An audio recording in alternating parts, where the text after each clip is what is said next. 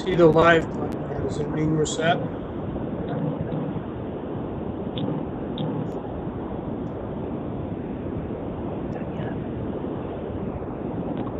All set. All right, thank you. I need to be patient.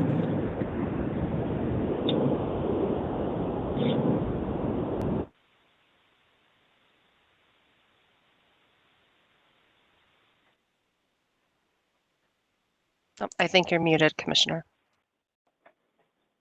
Still can't figure these meetings out. I was muted. Good morning, everyone. Thank you for your time. Before we start, just one housekeeping matter. I did want to take a minute and acknowledge and thank our commission member, Dr. Ann Walsh, for her service to the commission. Dr. Walsh served as a commission member from December of 2014 through February of this year. Prior to that, she served as a member of the DNA subcommittee from October of 2001 through June of 2011. Her commitment to the accreditation and high quality forensic laboratory work in New York State has been invaluable. She certainly brought a very useful perspective, and just want to thank her. She was unable to join us this morning, but we will be sending her a plaque as a sign of our appreciation for her service. And again, just, a heartfelt thank you for everything that she's done to help us out. And we wish her well in everything that the next chapters of her life brings. And sorry she couldn't be with us this morning. With that, it will take attendance. Unfortunately, with these virtual meetings, it's something we have to do to establish that we have a quorum. So if you can just answer when your name is called. Dr. Buffalino? Present. Mr. Fitzpatrick?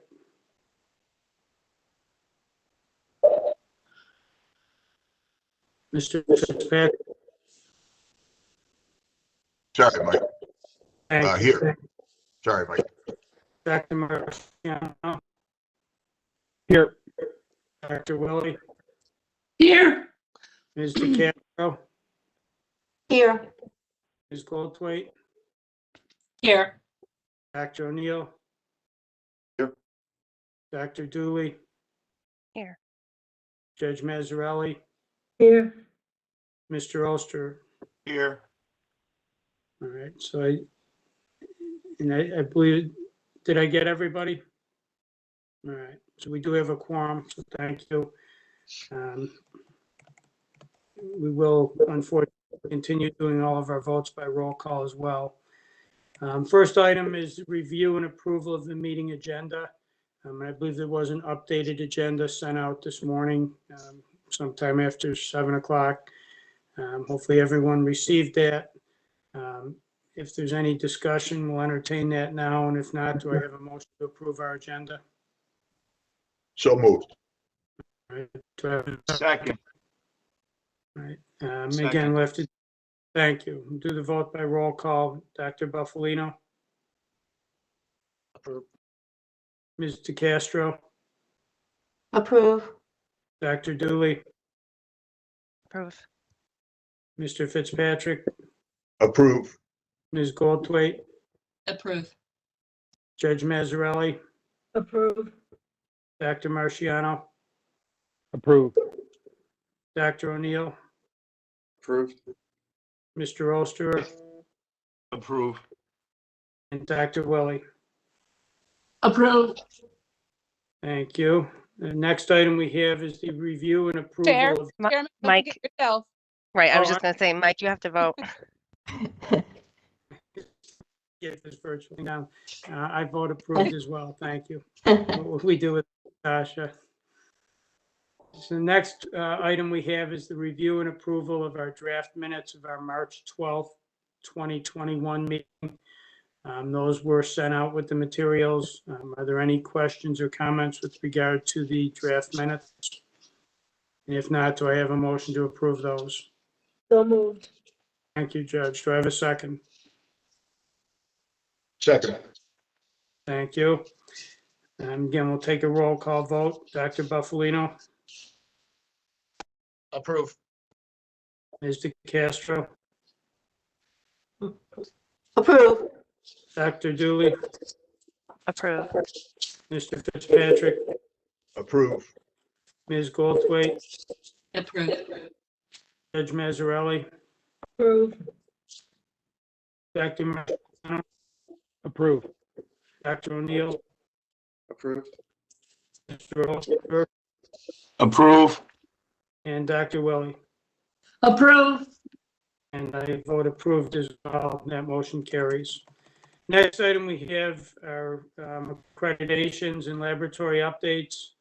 The first item, Erie County Central Police Services Forensic Laboratory. For informational purposes only, no vote is required. There's documentation regarding surveillance report received on April 30th of this year. As I read it, there were no findings. I believe, if I'm not mistaken, we still have not received the continuation of accreditation. Is that correct? Correct. We're still awaiting A&AB's letter. All right. Any questions on this item? All right. Next, we have the Monroe County Crime Laboratory. Again, this is for informational purposes. No vote is required. There's a letter from May 21st of this year with regard to continuation of accreditation with the attached documentation.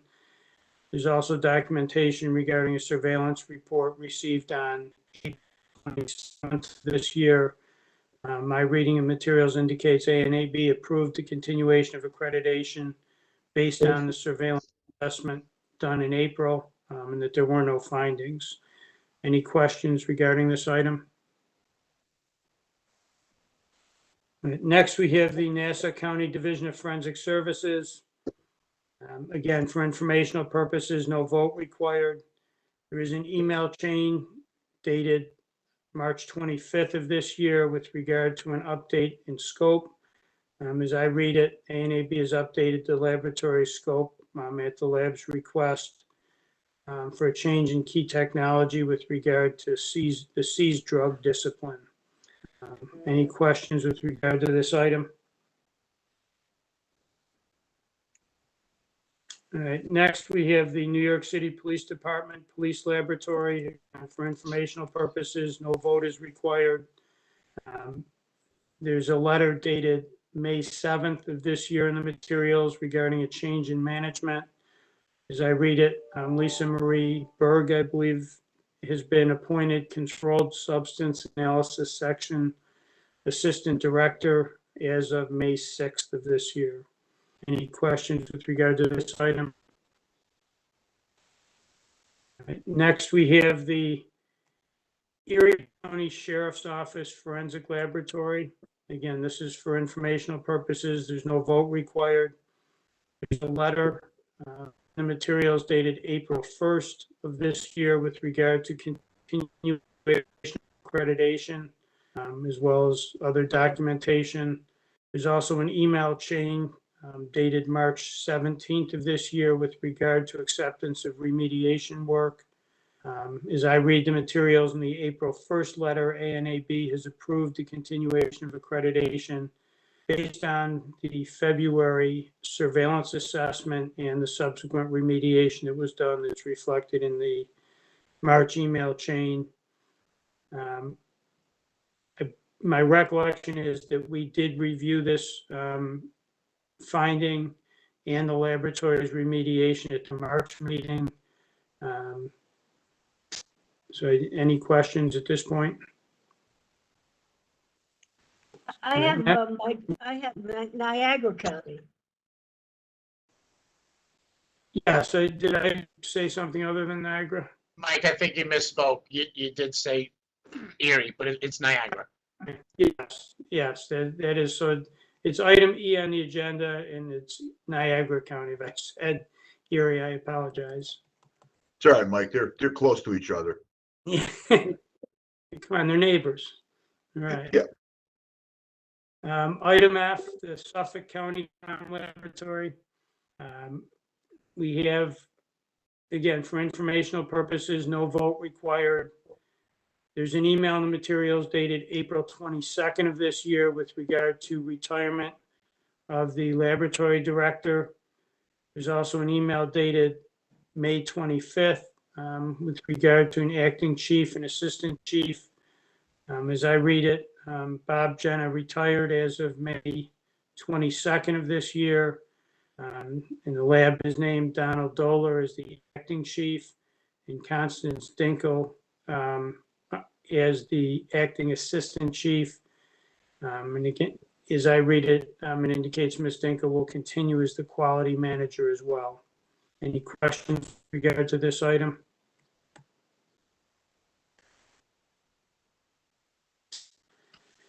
The next item we have G deals with Abft Accreditation. We do have a number of labs up for Abft Accreditation. Jill, did you want to make any comments at this point with regard to the Abft process, or did you want to wait till later for that? I think we can wait until later, but I did want to, all of the tox labs are up, all 7 of them in one phase or another of reaccreditation. So, it is going to be pretty lengthy for the tox labs, and we do have Graham on the phone and each a representative of the lab if there are any questions. All right, thank you. So the first lab we have, I believe, is Erie County Medical Examiner Forensic Toxicology Laboratory. As I am reading materials, the lab received its inspection checklist on May 24th. There was one finding to be addressed regarding a PT nonconformance. It looks from my reading that the lab provided objective evidence to address the finding. Abft acknowledged receipt of that material, and the Abft board voted to grant accreditation for the period of July 1st of this year to June 30th of next year. Any questions with regard to the Erie County Medical Examiner Forensic Toxicology Lab? All right, if there's no questions, then do I have a motion to grant New York State accreditation to the Erie County Medical Examiner Forensic Toxicology Laboratory for a period concurrent with the Abft accreditation to expire June 30th of 2022? So moved. All right, do I have a second? Second, Thank you, Joe. Again, we'll do the roll call vote. Dr. Buffalino, vote in favor. Ms. DeCastro, Aye. Dr. Dooley, Aye. Mr. Fitzpatrick, Aye. Ms. Goldthwait, Aye. Judge Mazzarelli, Aye. Dr. Marciano, Aye. Dr. O'Neill, Aye. Oster, Mr. Oster, I'm so sorry, Aye. and Dr. No Willis. offense taken. My apologies. Dr. Willie, Yes. and I vote yes as well. That motion carries. Congratulations to the lab for continued accreditation. Next item, also requiring a vote, is the Monroe County Medical Examiner's Office Toxicology Laboratory. I believe this is pages 39 to 89 of the materials, as well as 89.1 in the supplemental.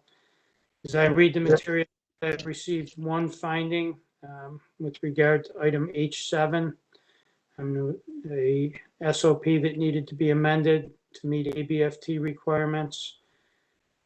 As I read it, the lab submitted a response to Abft and supporting documentation, and the Abft board voted to grant accreditation for the period of July 1st of this year through June 30th of next year.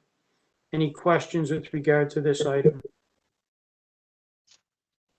Mike, just a question in general. I mean, jumping ahead a little bit, it seems to me that most of the nonconformities in all these tox labs that we're about to examine come down to the section G2 or H6 and H7, and they have to do with changing parameters in allowing the lab to make certain conclusions. And there's on page 196, there's a letter from Joe Avella talking about ABFT changed their standards. So is this, could there be better communication between ABFT and the labs to say, look, you know, it just seems odd that all the lab, not all of them, but I think 4 out of 6, you know, missed the change in the standards.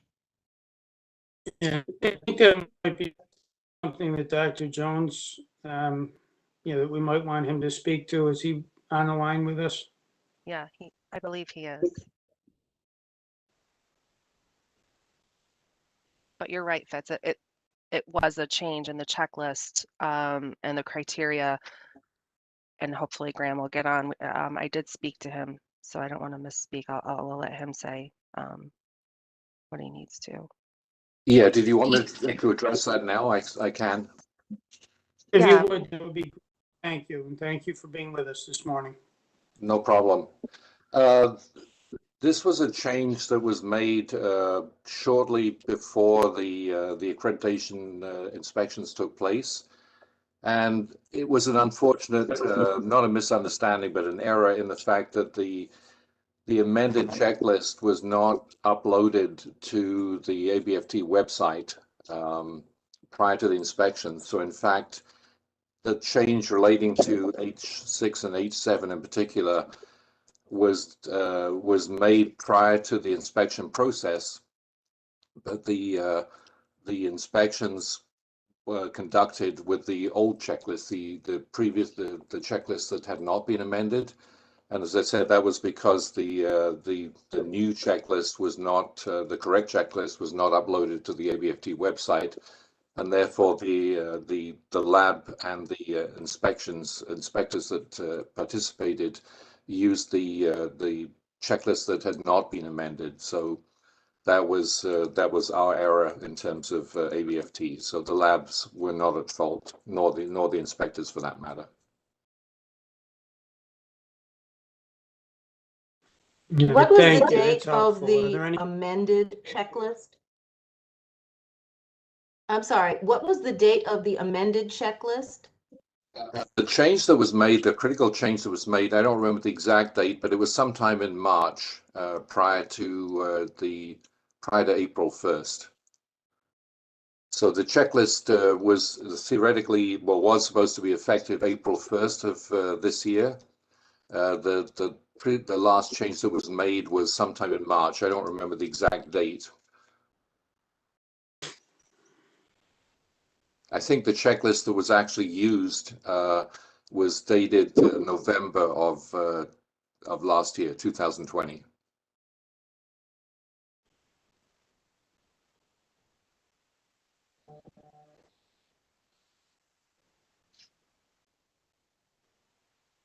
I thought I saw a number of checklists that were dated in April of 2021, which I thought was the reason for the multiple findings, that labs were going by the old checklist and not the new checklist. The inspections would have taken place in April, so the date on the final page of the checklist that the inspector would have signed would have been dated sometime in April. But the footer of those checklists, if you look at the various pages, so the footer, I believe, was for all of them was dated November 2020. Okay, I didn't notice the footer. Yeah, I do see that now. Thank you. No problem.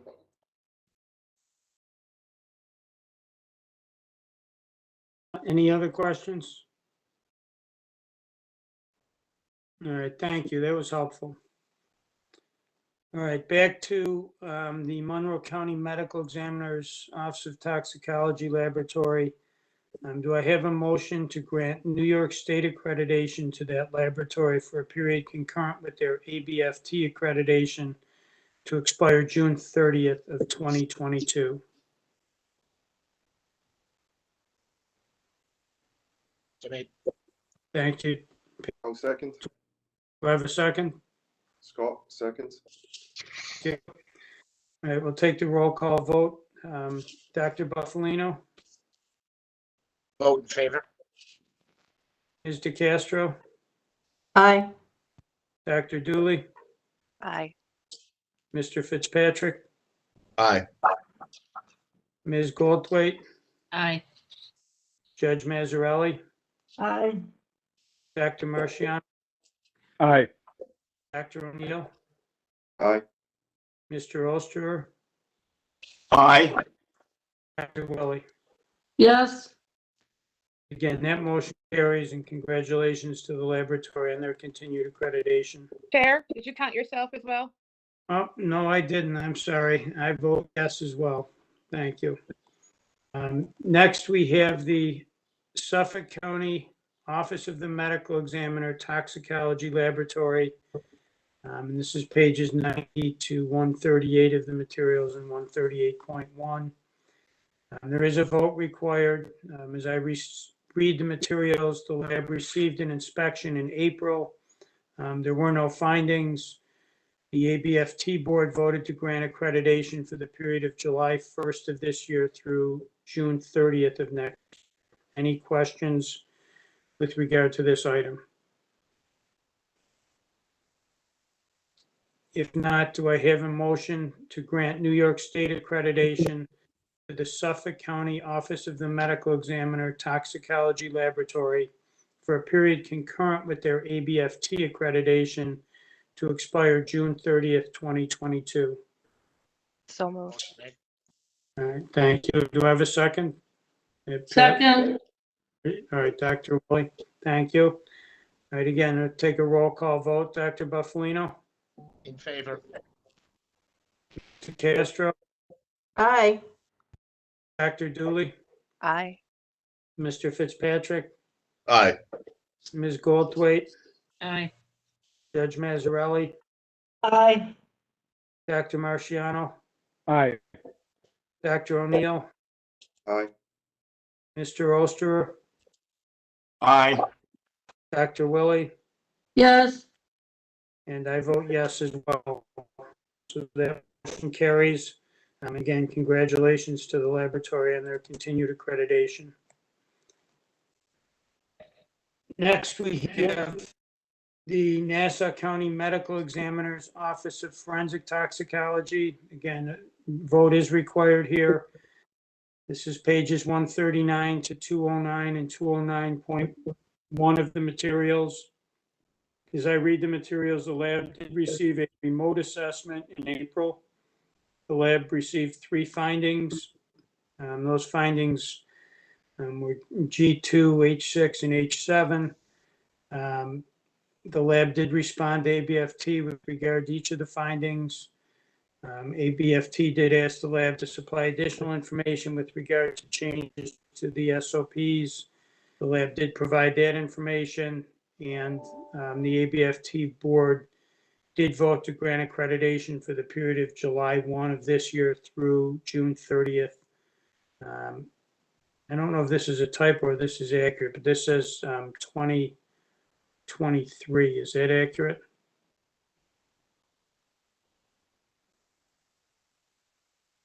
I know the other ones were for 1 year.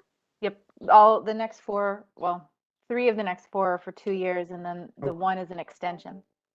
Okay, thank you. Okay, any questions with regard to this item? Yeah, Mike, this is Lydia. Yeah. For number E23, the answer said conforms, unable to evaluate remotely. And I noticed on I'm not sure if it was all on this assessment or maybe some others where they weren't able to evaluate remotely. Then how was that resolved? It didn't say, you know, do we have any general information that says if they couldn't resolve remotely that they're not being held? Or it's just we can't evaluate, so they're not responsible for meeting this standard because they couldn't evaluate it. So I didn't see any explanation about, well, because we couldn't evaluate it, this is how we're dealing with it. Jill, I don't know if you have thoughts. Is this better for Dr. Jones or is this better for the lab? Probably for the lab, because if I do remember, some of them did have an in-person person on site, like 2 of the labs did, so they would have been able to assess that. Whereas I think on this one, they did not have an on-site person. Shelley, Shelley's waving her hand. Yeah, just to clarify, the first 3 labs that were just looked at, they had that hybrid because they were in that 1-year extension period where they should have been reaccredited last year. These 4 labs that you're looking at now, who are the 2-year labs, were only remote. So Dr. Jones, I think, could speak to that, but all 4 of these that you're going to see under G2 are fully remote assessments. Yeah, that's correct. We're planning on going on site for those 4 labs under G2 to follow up on those other items. I think those are mostly what I would call administrative items, where things like pipette checks, where the easiest way to evaluate those is to go on site and quickly review those records. But those are non-critical items. Okay, thank you.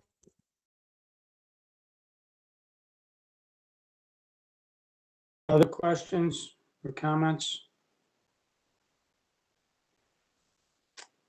All right, thank you. If not, then do I have a motion to grant New York State accreditation to the Nassau County Medical Examiner's Office Forensic Toxicology Laboratory for a period concurrent with their ABFT accreditation to expire June 30th, 2023? So moved. And do I have a second? Second. Thank you. Again, we'll do the roll call vote. Dr. Buffalino, I vote in favor. Mr. Castro, Aye. Dr. Dooley, Aye. Mr. Fitzpatrick, Aye. Ms. Goldthwait, Aye. Judge Mazzarelli, Aye. Dr. Marciano, Aye. Dr. O'Neill, Aye. Mr. Osterer, Aye. Dr. Willie. Aye. I vote yes as well. That motion carries. Congratulations to the lab on their continued accreditation. Next, we have the New York City Office of the Chief Medical Examiner, Department of Forensic Toxicology. Again, a vote is required here. As I read the materials, page 210, the lab received a remote assessment in April of this year. ABFT extended the accreditation of the lab to August of this year. It's my understanding the inspection checklist has not yet been received by the lab and certainly hasn't been received yet by the Office of Forensic Services. So first, I guess I would ask, is there any questions or any discussion with regard to this item? And maybe if I could ask Dr. Jones, when can we expect the inspection checklist and action from ABFT? I would hope by the end of July. This was a complex inspection in part because of the size of the laboratory, and also compounded by the fact that the lab was closed for, I believe, a period of about 3 months due to COVID and complications thereof. So I'm hoping by the end of July we should have resolution. We've requested the board to extend accreditation to April 30th to make sure that the process was fully completed by that time. And hopefully that will be the case. August 30th or April 30th? August 30th. All right. Yeah, I don't know if this is a fair question to ask or not, but we're in a position now of deciding either continue the accreditation here or effectively shut the lab down without a lot of material in front of us. Are there any major red flags that you're looking at that should cause us concern about granting a extension that would mirror the extension that you've granted? Not that I'm aware of at this time. All right, thank you. Any other questions or discussion? If not, our next meeting, I believe, is September 17th. Is that correct? Either Jill or Shelley or Jackie? I'm getting a yes. Yes. I would suggest that we extend the New York State accreditation to September 17th. Or actually, we probably should do it till September 18th. And then, hopefully based on what Dr. Jones has told us, we'll have materials and we'll be able to vote on, whether or not to grant full accreditation or not at that meeting. So any thoughts with regard to that recommendation? I agree. All right, I would make a motion then that we extend the New York State accreditation to the New York City Office of the Chief Medical Examiner, Department of Forensic Toxicology, until the next meeting of the commission, or actually the day after the next meeting, so September 18th of 2021. Do I have a second? Second. Second. Again, we'll take a roll call vote. Dr. Buffalino, I agree. In favor. Castro, Aye. Dr. Dooley, Aye. Mr. Fitzpatrick, Aye. Ms. Goldthwait, Aye. Judge Mazzarelli, Aye. Dr. Marciano, Aye. Dr. O'Neill, Aye. Mr. Osterer, Aye. Dr. Willie, Yes. and I vote yes as well, so that motion carries. Next, we have the Onondaga County Medical Examiner's Office Forensic Toxicology Laboratory, and the document pages 211 to 260 and 260.1 of the materials. Again, a vote is required here. As I read the materials, the lab did receive a remote inspection and received no findings. The ABFT board voted to grant accreditation for the period of July 1 of this year through June 30th of 2023. Any questions with regard to this item?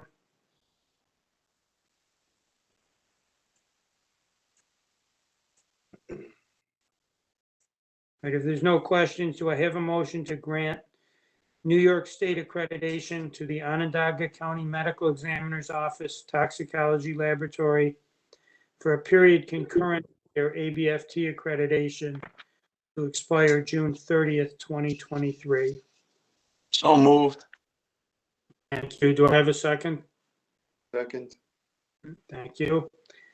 Dr. Buffalino, In favor. Ms. DeCastro, Aye. Dr. Dooley, Aye. Mr. Fitzpatrick, Aye. Ms. Goldthwait, Aye. Judge Mazzarelli, Aye. Dr. Marciano, Aye. Dr. O'Neill, Aye. Mr. Osterer, Aye. and Dr. Willie. Yes. And I vote yes as well. That motion carries. Congratulations to the lab on their continued accreditation. Next, we have the Westchester County Department of Laboratories and Research, Division of Forensic Toxicology. It's pages 261 to 323 and 323.1 of the materials. As I read the materials, there were 5 findings received by the laboratory. The lab did submit responses to the findings. As I read the materials, it appears ABFT asked for additional documentation, again, regarding updates to the SOPs. The lab submitted the requested changes, and the ABFT board voted to grant accreditation for a period from July 1st of this year through June 30th of 2023. Any questions or discussion with regard to this item?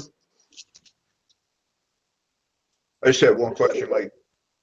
I'm sorry, did I interrupt somebody? I think Pat was gonna ask. No, go ahead, go ahead. I'll go after you. Yeah, I'm actually, the question's kind of directed to Pat and Scott. I was looking at page 272 and it says there's a union rule that prohibits that particular position from requiring CLE, which I find extraordinary. And I'm wondering, is that an issue in other labs in the state, as far as you guys know? I don't want to speak for Scott, but I've never heard of that. But if they required it based upon criteria of an inspection, I'd have them do it anyway. But I've never heard that. Yeah, Well, I noticed that too. Why, this is Judge Mazzarelli, why would you sign a contract that had a provision like that in it? Prohibiting you from educating union members. It's bizarre. Yeah.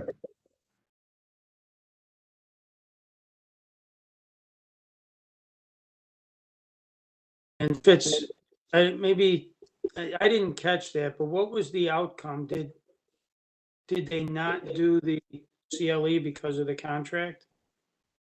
Well, I don't, yeah, go ahead, Judge.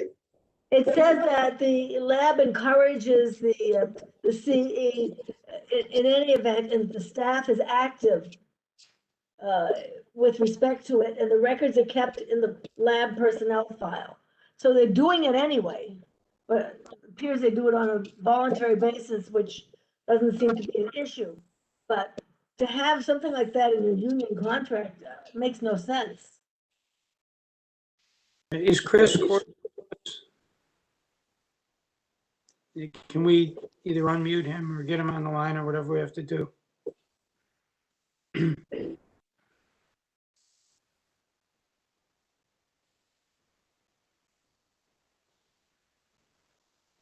Chris, if you're on the line, if you can press *3, I can unmute you.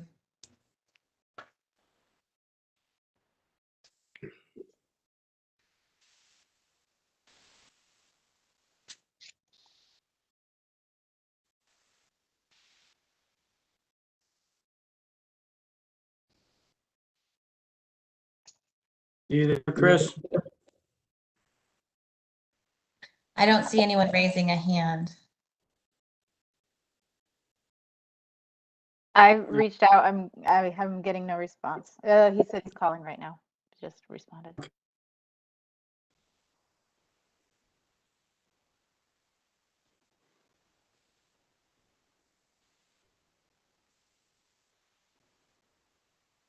Hello, You there, Chris? can you hear me? Yes, I can. Thank you for joining us. It's Mike. Some of the commission members were asking questions about an issue that was raised in the materials with regard to the continuing education requirements for lab personnel and the union contract, that it appears from the materials might interfere with that. Can you shed any light on that for us? Basically, it's just the way the job specs are written is it doesn't mention anything about continuing education. So I can't force somebody to say join a society or take a class if they don't want to. We do offer it. Most people take advantage of it, but I can't mandate that they take a class as a part of their job. So have you considered changing the job specifications? Yeah. Again, I'm not sure how that works with the union. You know, I could look into it, but like I said, I can't force people to join societies or take classes at this point. For me, it's a concern. You know, we as a commission expect laboratories and lab personnel to, you know, be up on all of the latest developments and to, you know, be aware of what's happening in the field, you know, and to really do a top-notch job. You know, I think it goes without saying that there's an awful lot riding on the work that people in laboratories do in a forensic setting. And to say that we can't require people in that setting to stay current in their field, you know, just doesn't seem right to me. Again, I mean, I can look into it. You know, again, it's above me. Most of the people do take the classes, especially the management people, and we do bring the materials into the laboratory and we share it with people. But at this point, if I have an analyst on the bench who doesn't want to read the material, I can't really force them to, because they'll file a grievance with the union. You know, those people won't progress in the laboratory, they won't get promoted, but I can't, at this point, force people to take classes. Anyone else have any, Chris? I have a question. So I think one thing I want to make sure is that this is specific to county level position, because I do believe, having had experience in the state police, particularly in the DNA discipline, you are required to take continuing education that is part of your QAS standards, and your staff must do that. I don't ever remember seeing anything in the contract, but those are PEF employees. What union is Chris? Chris, what union are your folks? CSEA. Okay, that might be the difference then. Pat, did you have a question or comment? I do, but it's unrelated to this particular point. But actually, I maybe it's just a request. Is it possible to have the job spec for that particular title? Chris, it's one title, or is it all of your titles? I can't see it being all of your titles. None of the titles specifically mention continuing education. So because it's not there, that means you can't do it? You know, to be honest with you, I don't know the ins and outs of it. I just know that that's been the practice, you know, since I've been with the laboratory, which is almost 30 years. I've never really, you know, pursued it, to be honest with you. Most of the people will take the classes, and, you know, it's never been a significant issue at this point, up until this point. Have you ever had someone say no? We have a number of people in the laboratory who are not a member of SOFT, Society of Forensic Toxicology, because they just don't want to be. You know, I can't force them to, but they're not entitled to go to the meetings or do webinars because of that. I try to use that as a carrot, and, you know, some people just don't care. Scott, did you have something? Well, just Chris, would your agency pay for them to be members of SOFT, or are they choosing to do it because they have to pay for their own membership? They have to pay for their own membership. There are certain things that I can get reimbursement through grants, certain things I can't. SOFT membership is something that can't be reimbursed. That's probably part of the issue, that since I can't reimburse, I can't force people to do it.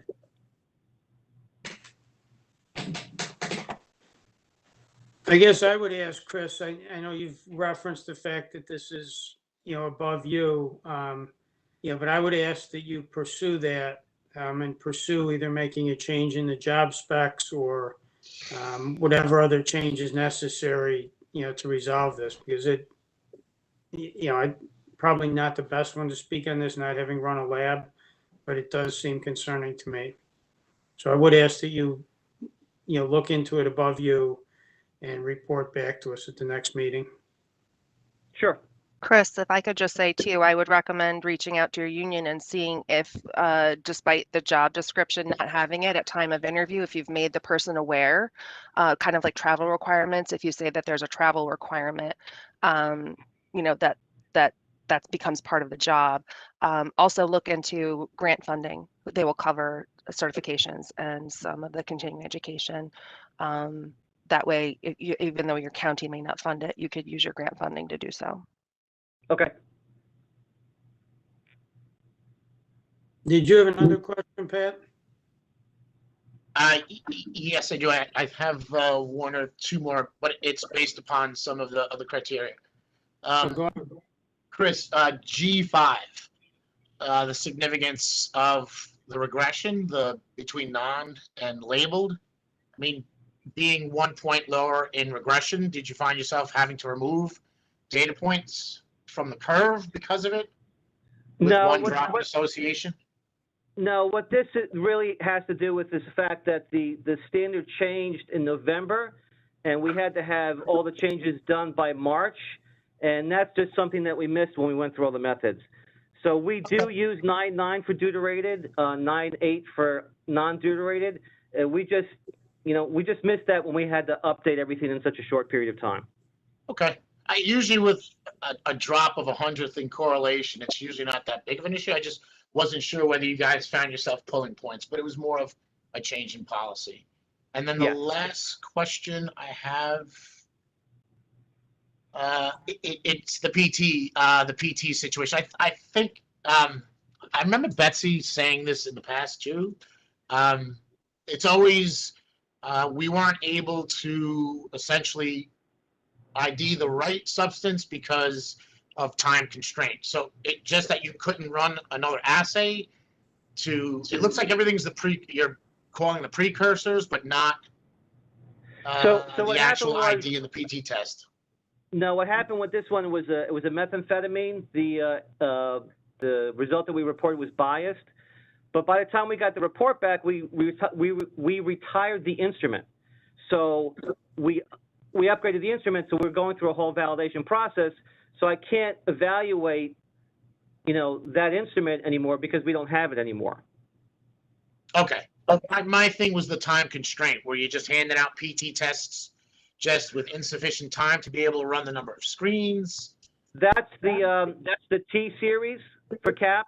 The T series for CAP has like a 3-week turnaround time, and it's impossible to meet a 3-week turnaround time. Okay, that I understand. Thanks, Chris.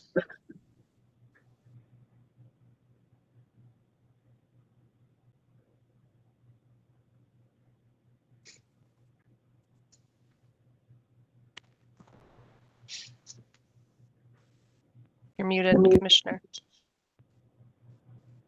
Thank you. Do I have a motion to grant New York State accreditation to the Westchester County Department of Laboratories and Research, Division of Forensic Toxicology, for a period concurrent with their Abft accreditation to expire June 30th, 2023? So moved.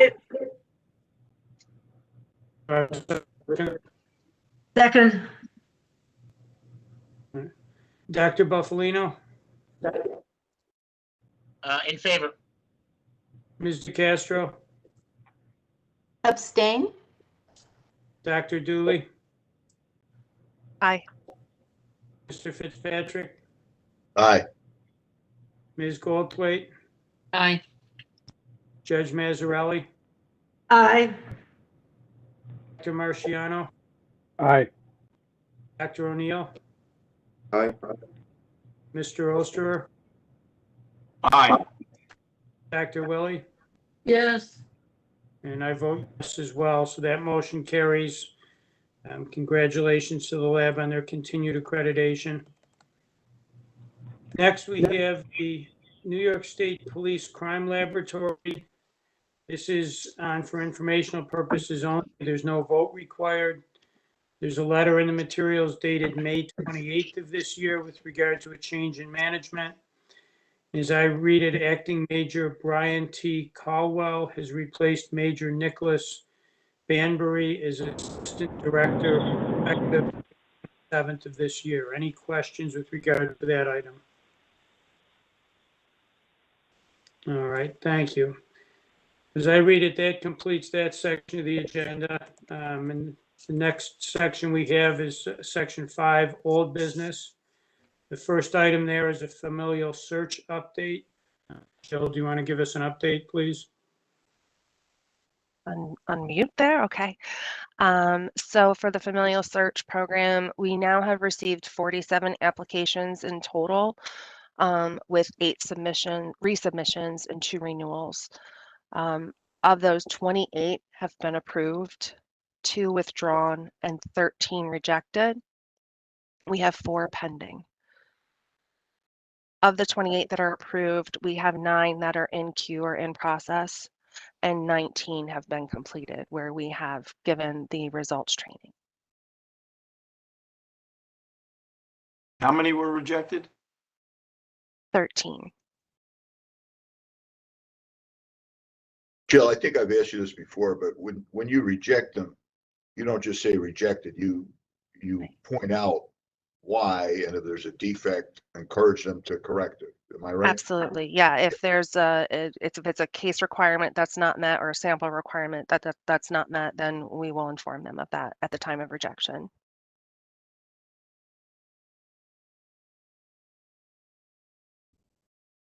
All right. Any other questions or comments? Thank you. Oh, actually, Next- I'm sorry, I have a question. Dr. Julie, when you say there's either case or sample reasons for the rejection, when you say case, does that mean that all investigative leads have not been exhausted, or does that refer to something else about the case? That is one of the criteria, as well as one of the homicide, the specific type of case that it has to be. Mm-hmm. I can, from reviewing these myself, I can say that, we have received applications in the past that just, were, at least what I would call, based on my experience, very bare bones. And, we weren't going to approve them based on the limited information. So, in that instance, we'll send them back and say, there's not enough information here for us to make a determination. So if you want us to review it, you need to, submit more detailed explanation. Again, whether it's the crime and where the samples came from and what the relevance is, or whether it's the exhaustion of investigative leads.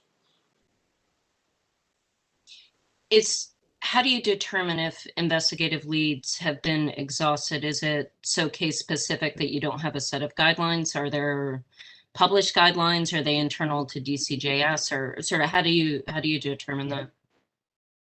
It's case, and we have a process, but the process focuses more on, the layers of review rather than trying to spell out, what in each case, from my experience, every case is different, and the factors, that might constitute exhaustion in every case are different, and every time, again, that's just my experience, but anytime you try and spell out what would be exhaustion, you come up with a fact pattern you didn't anticipate that's different. So, we have multiple levels of review, the last level being my review. And based on those levels, if we feel they've established, reasonable efforts to exhaust all normal investigative leads, then we'll allow it to go forward.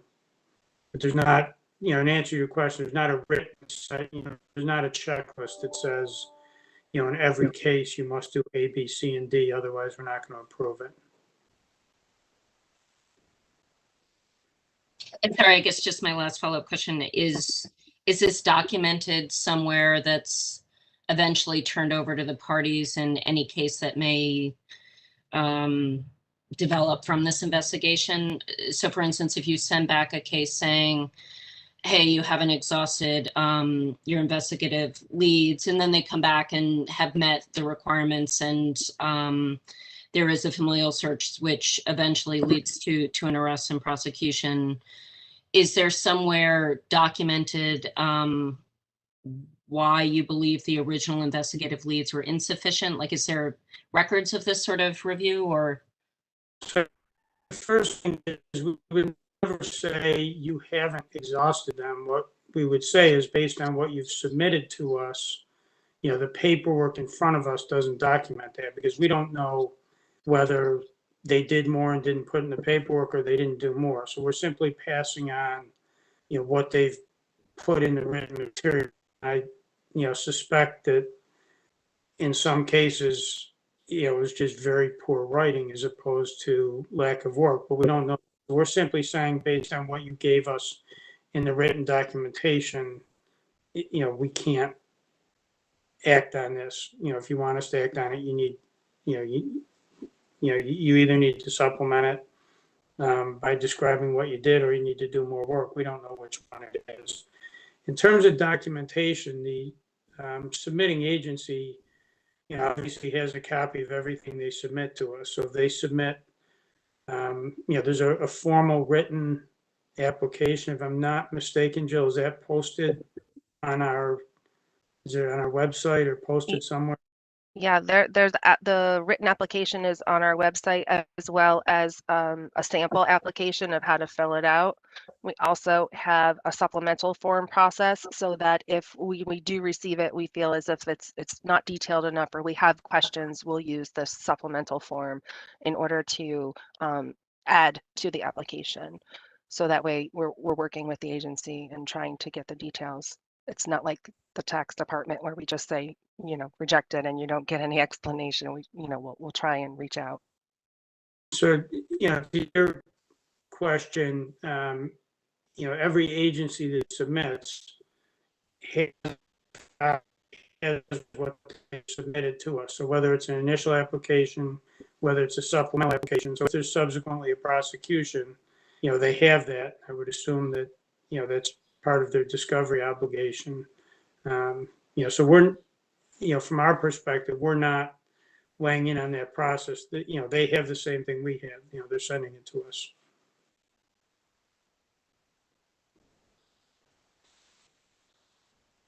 Other comments, questions?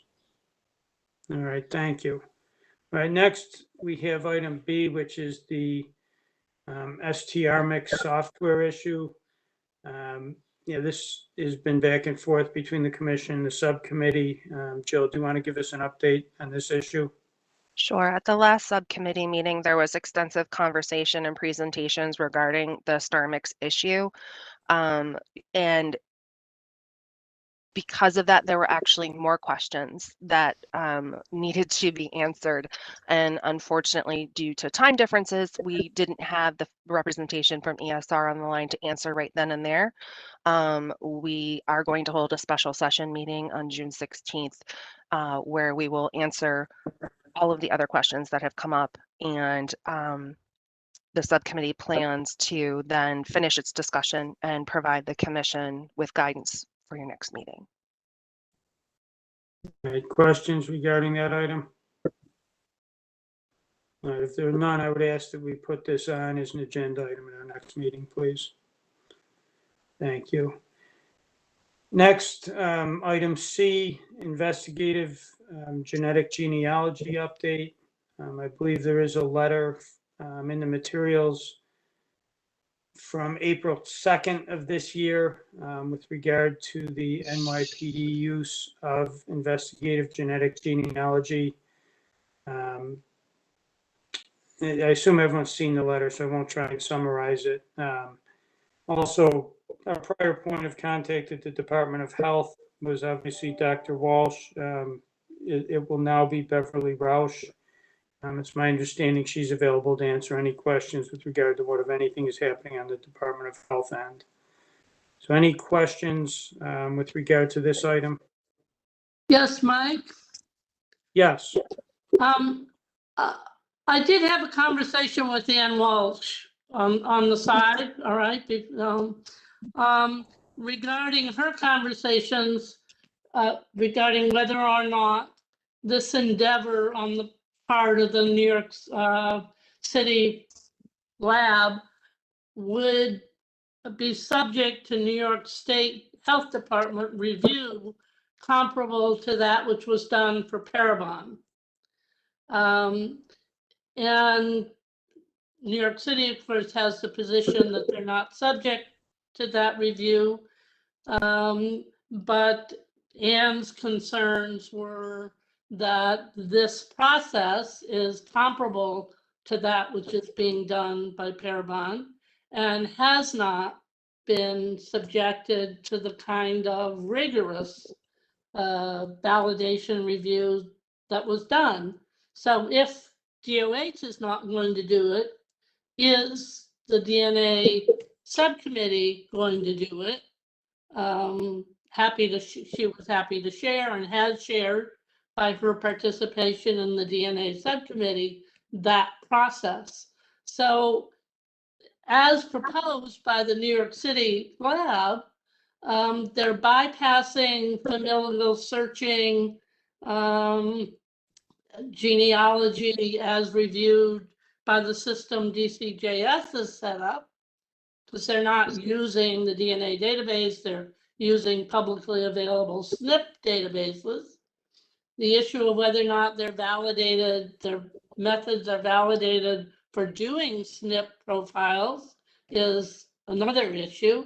And if they're not meeting the comparable standards of the genealogy searches that we do allow under DOH in conjunction with DCJS, we have no means of verifying that their methodologies, procedures, outcomes would meet those very rigorous standards.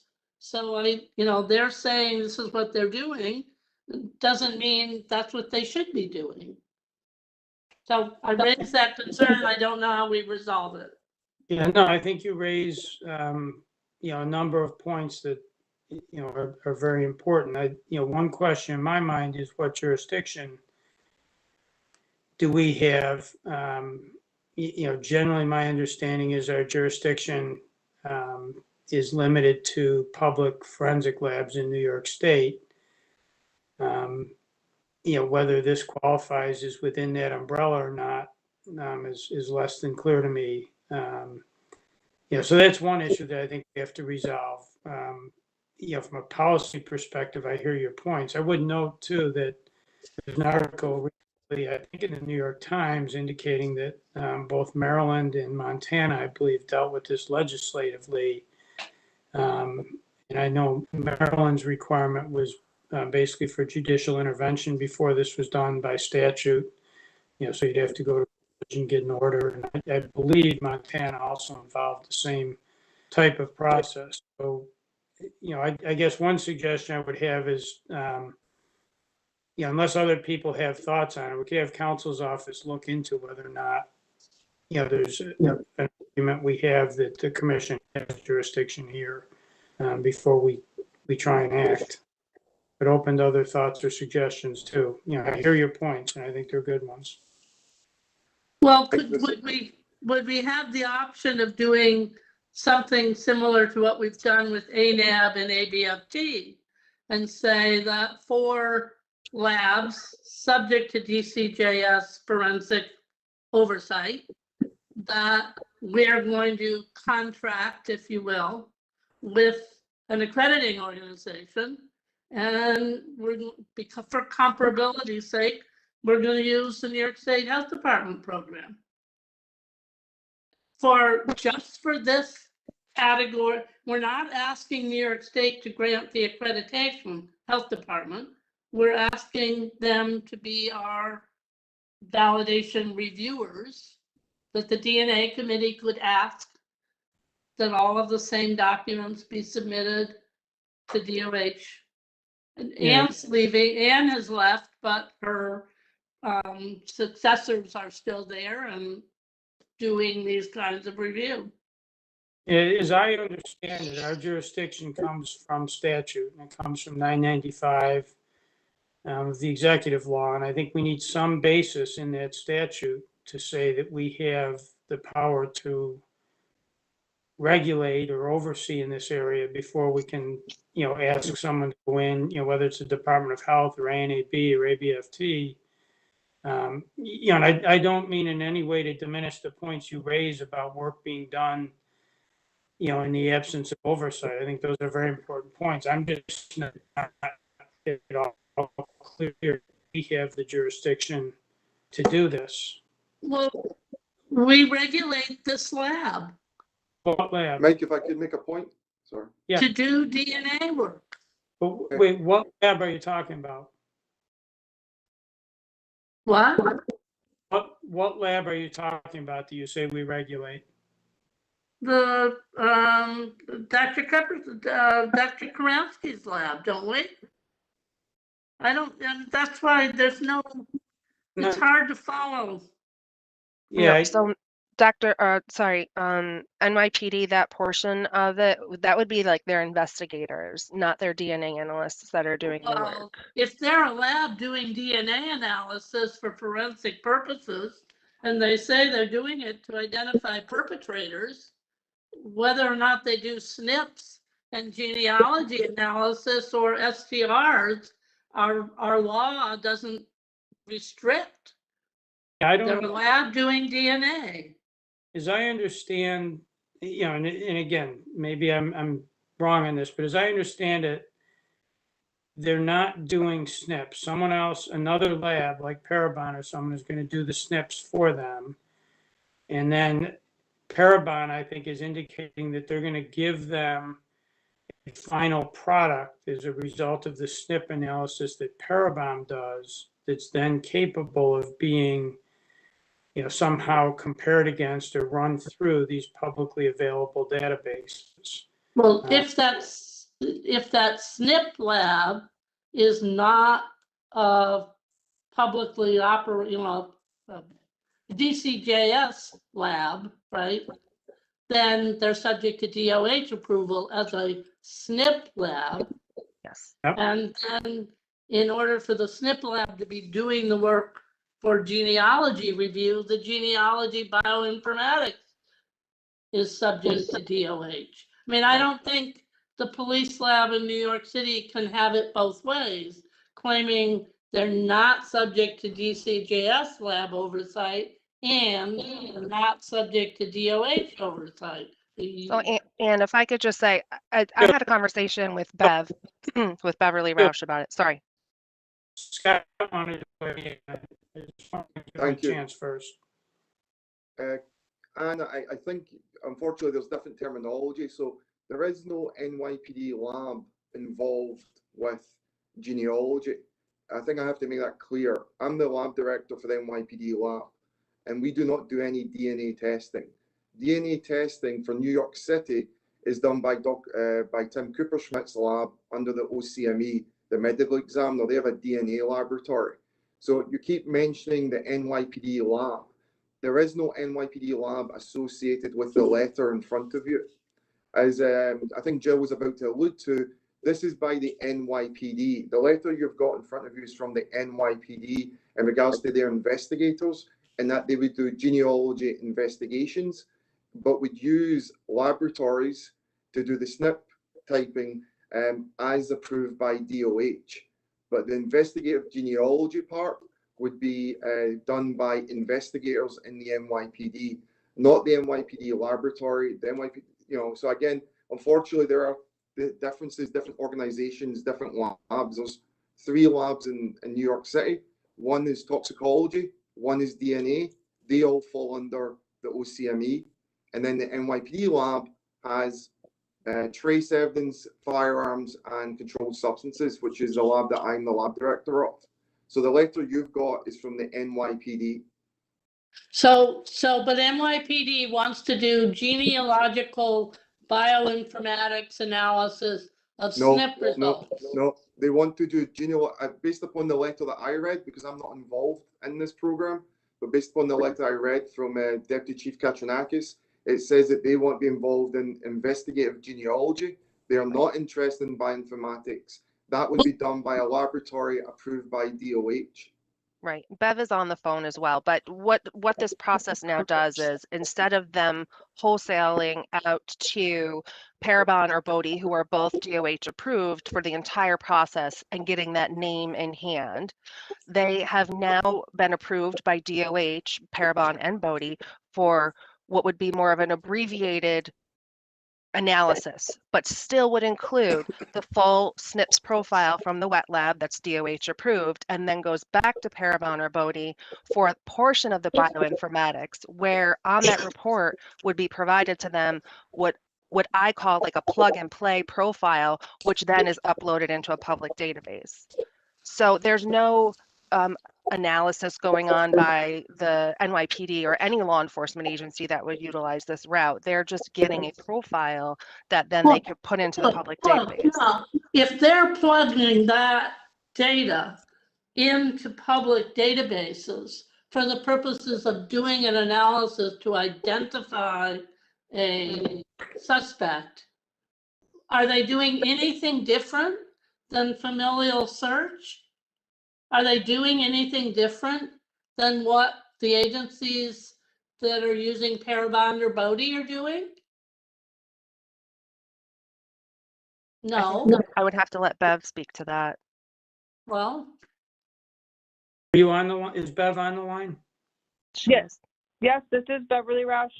So from the perspective of the Department of Health, we have approved both Parabon and Bodhi to perform bioinformatics on data coming from their sequencing laboratories so that there is an upload-ready profile to be given to the law enforcement agency. And as far as the uses of that profile, I think that's out, by the law enforcement agency. I think that's outside the scope of DOH, and I really can't opine on that. The services provided by both Parabon and Bodhi, especially Parabon in particular, they're doing a lot more than just uploading it into a database for to look for matches or near matches. Parabon in particular is doing a phenotyping, analysis and giving much more information, which obviously the law enforcement agency cannot provide. So as far as, the use of the profile that's generated by the DOH approved lab by the law enforcement agency, that's outside the scope of DOH. so if the police department entity that's doing this had said they were using approved labs up to the point of getting the profile, I would have felt somewhat differently. There's no mention of plugging into an oversight system of DOH.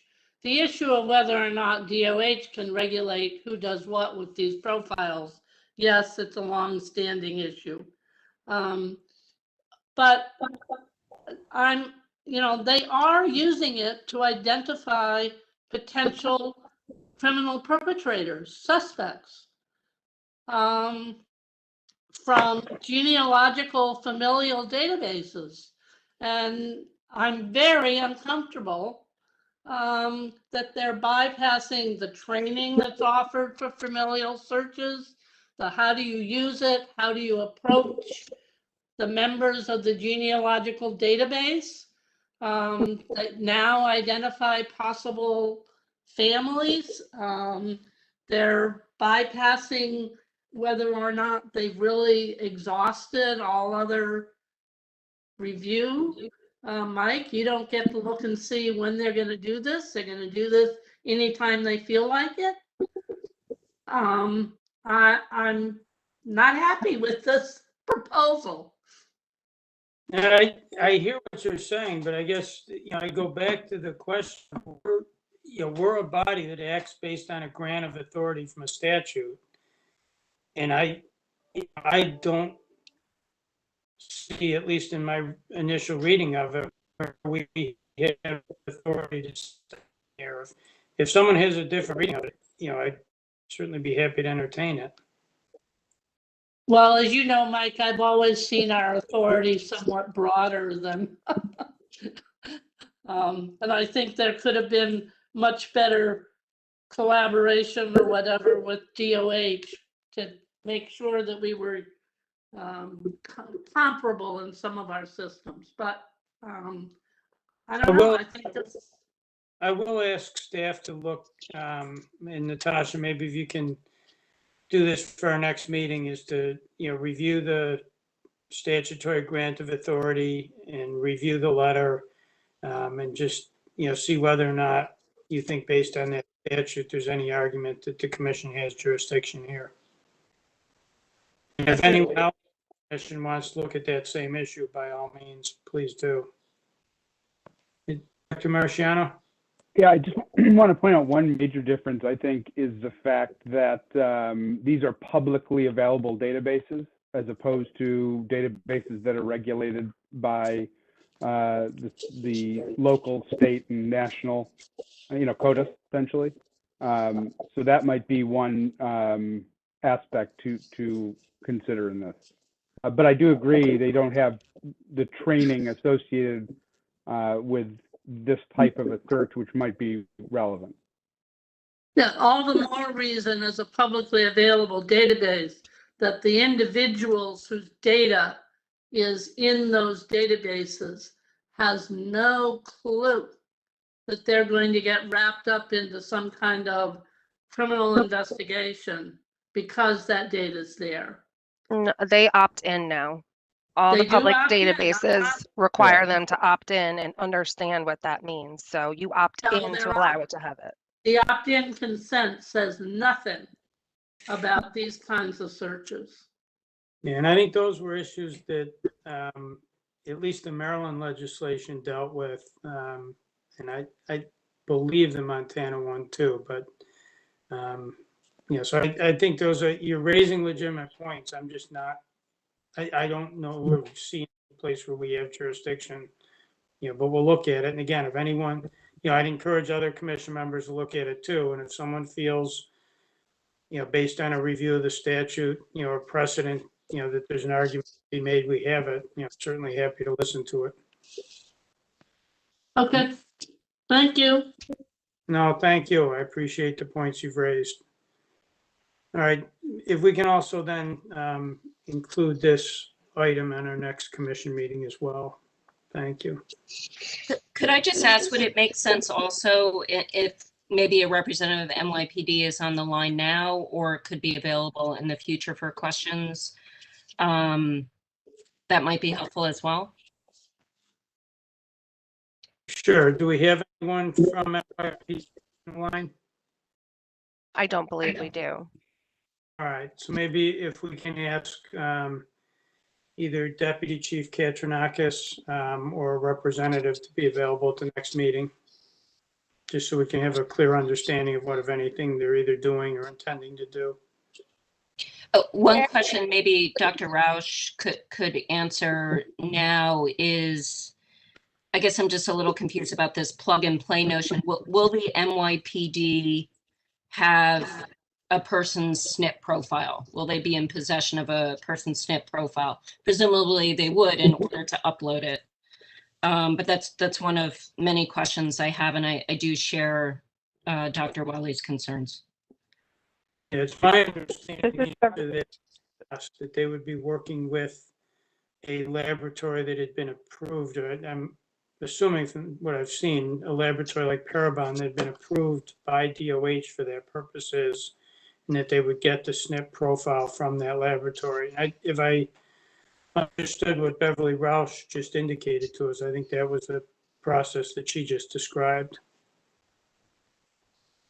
Hi, this is Beverly. Yes, and yeah, both Parabon and Bodie are approved labs that can provide a upload-ready profile, so that the law enforcement agency can perform searches in public databases. And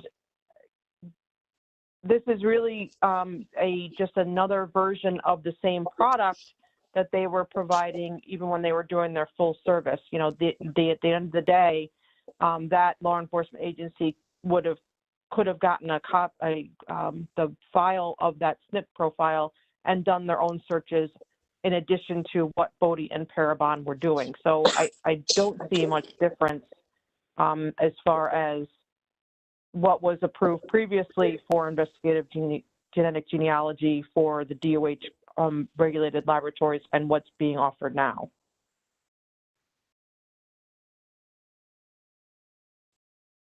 I do have one question. So is the question that we're asking, does the search of a SNP profile in a public database constitute a function of a crime lab?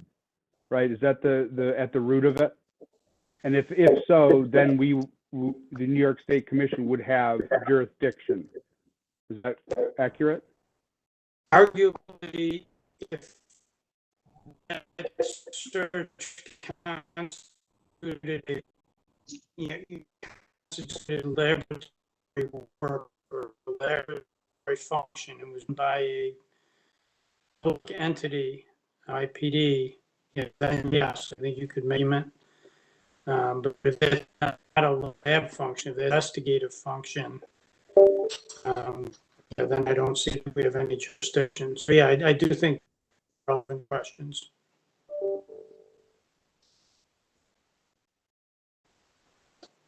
All right, if there's nothing further, again, thank you everybody for the input to the conversation, and we will put this on as an agenda item in our next meeting. Our next item, item D, is mitochondrial DNA massively parallel sequencing validation. And this is page 327 of the material. The DNA subcommittee has reviewed the updated validation materials from the OCME Department of Forensic Biology. My understanding that the DNA subcommittee has determined that the changes that were made that we had asked them to look at were typographical in nature and reissued their binding recommendation.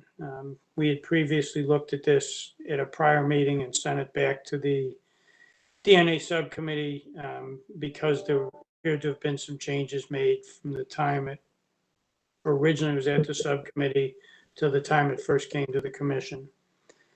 So any questions with regard to the binding recommendation before us? I have some questions, I guess, about the use of this method, as well as is a question, I guess, to the commission as well. Is this the first time, besides investigative genetic genealogy, that NextGen or SNPs has come before the commission for approval? I don't know, Jill or Shelley, I believe the answer is yes, but I'll defer to you. Yes. On the first or the last question. All right. Yeah. And then in terms of questions, I do believe we have representatives from OCME available. Is that correct? Yes, this is Jonathan Q. Hello, Jonathan. Thank you for being with us. And Jessica, go ahead. Thank you. Hi, Jonathan. I did watch the presentation of the DNA subcommittee, but it was a while ago, so apologies if you discuss this and I don't remember it. Because this is involving SNPs with respect to mito, I guess my first question is, has there been any study or looking into whether any of these SNPs are correlated with disease or anything like that? So I just need to basically fundamentally address that point. So it's not that we are looking at SNPs in mitochondrial DNA. So as you know, currently with mitochondrial DNA, we use a process called Sanger sequencing to determine the complete sequence at certain segments of what we call the control region, regions of the mitochondrial DNA that we know can be useful in identification purposes. So that gives us a complete sequence at those regions. This new technology, next generation sequencing, is not looking at single nucleotide polymorphisms, but rather is simply another technology to determine that same sequence that Sanger sequencing would have done. It's simply a new protocol to develop that complete sequence at those regions. So you're looking at sequences only at certain regions or the whole mitochondrial sequence? We are looking at certain regions that are useful in identification. Two segments of the control region, which are known as HV1 and HV2. They're essentially the exact same regions that we have been looking at in our casework in mitochondrial DNA using Sanger. So this is really just a transition to a more modern technology to derive the same data. Thank you. And my second question is this being used for criminal casework or just missing persons? I mean, with the understanding, of course, missing persons, I suppose, can lead to criminal casework. But I thought I recalled some restriction on the use, but I could be wrong. Yes, at this point, we are using it for missing persons, World Trade Center, and identification of unidentified human remains. Thank you. Thank you.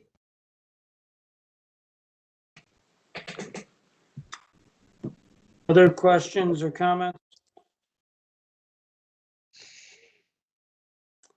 If not, do I have a motion to accept the binding recommendation of the DNA subcommittee to approve the validation of mitochondrial DNA massively parallel sequencing utilizing Promega Power SEQ and Illumina MI-SEQ by the New York City Office of the Chief Medical Examiner, Department of Biology?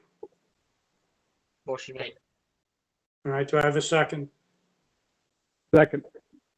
All right. And we'll do the vote by roll call. Dr. Buffalino? Approve. Ms. DeCastro, Aye. Dr. Dooley, Aye.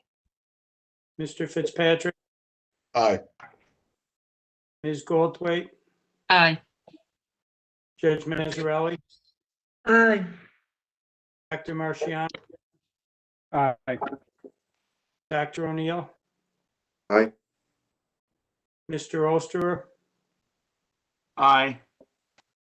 and Dr. Willie. Yes, And I Sorry, vote one- yes as well, so that, I apologize. Just one follow-up question. If OCME intends to use this for criminal casework, I understand now it's limited to Missing Persons World Trade Center, but if there will be a transition to criminal casework, does this come back before the DNA subcommittee and the commission for approval for that specific purpose? My understanding is that because the technology itself would not be changed, there wouldn't necessarily be a need for a validation of the procedure again, as the actual procedure would not be different in terms of how it would be performed. I guess, putting aside the issue for a minute, do you have any objection to notifying the commission if you intend to change the use, from what you've currently indicated?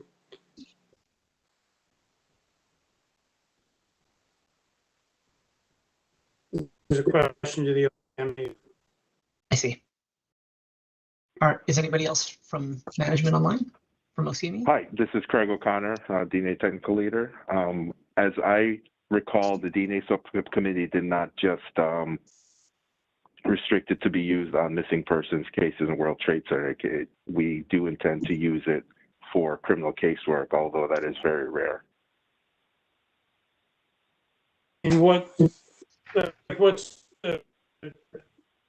are the parameters, or why do you say it's very rare? Like, in what circumstances are you intending to use it? We don't tend to get that many cases where we do apply mitochondrial DNA to it. Is Mark Desire on the line? He is our mitochondrial DNA Technical Leader. Yes, I'm here, Craig. So these would be your occasional hair case, mitochondrial DNA. There's no root on the hair. That's all. The only technology we could use would be mito. So this would replace our current mito system.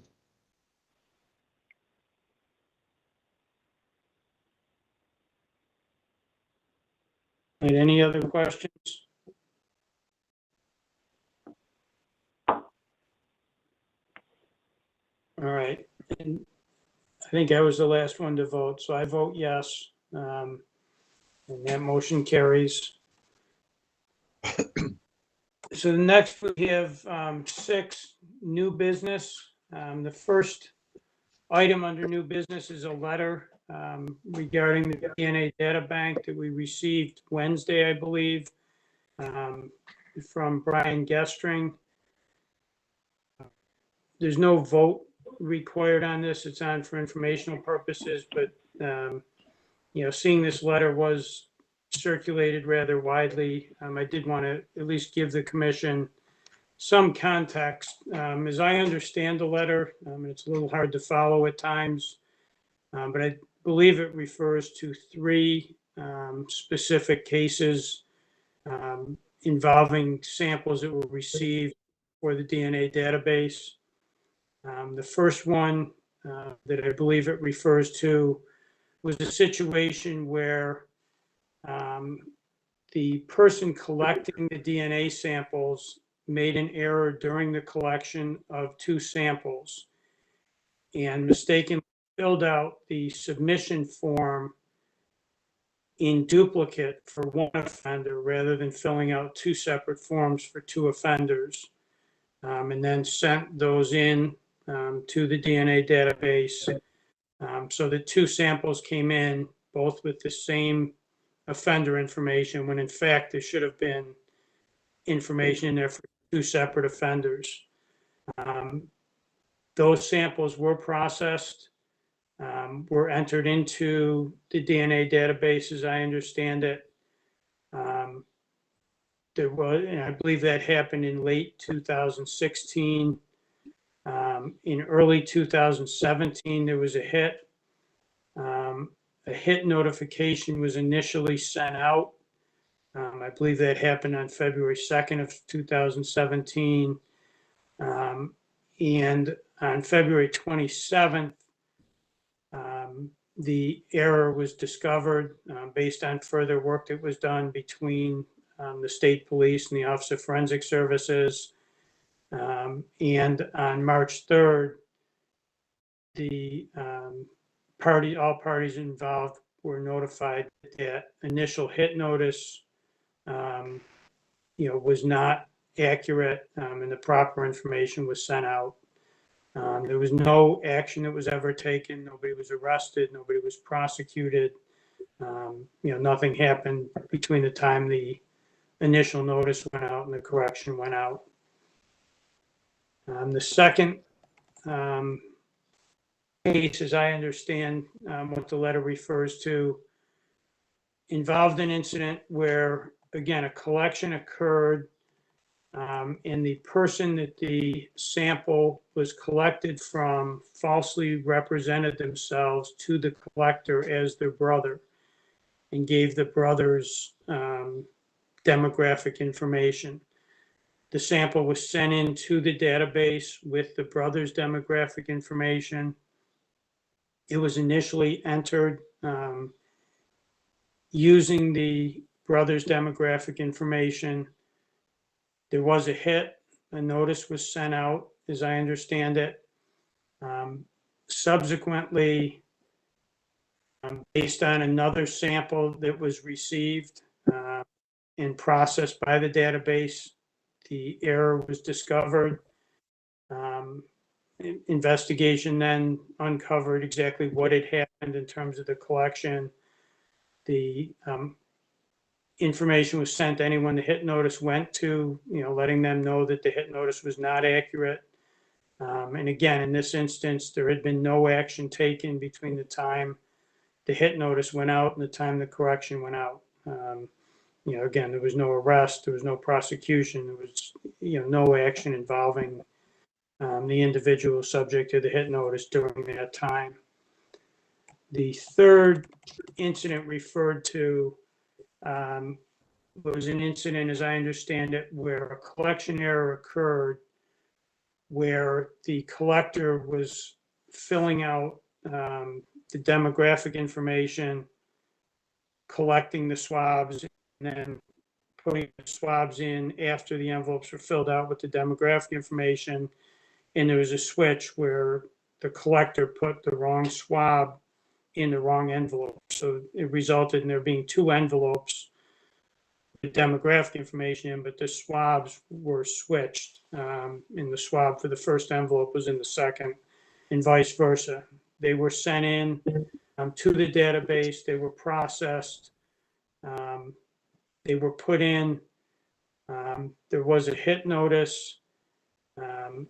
And within a short time, again, based on further analysis, it was uncovered, what had happened. Investigation back revealed the collection error. The information regarding the hit notice was redacted. People were given the correct information. And again, no action had been taken. Nobody had been arrested. Nobody had been prosecuted with regard to the original hit notice between the time of the hit notice and the time of the correction. Just for some context, I think there's about 724,000 samples in the DNA database. I think there's about 39,000 hit notifications. These are the only three instances that I'm aware of and that we've been able to find, where there was any information like this that went out. And there's never been an instance that we've been able to find where a notice went out and anyone was arrested or prosecuted based on a notice that wasn't accurate. Under Jill's leadership, the unit has done a thorough review of this process. The Office of Forensic Services reviewed over 30,000 hit notifications as a result of this, and the fingerprint determinations associated with those, and found no similar instances of any mixed identification or any inaccuracies in the hit notifications that went out.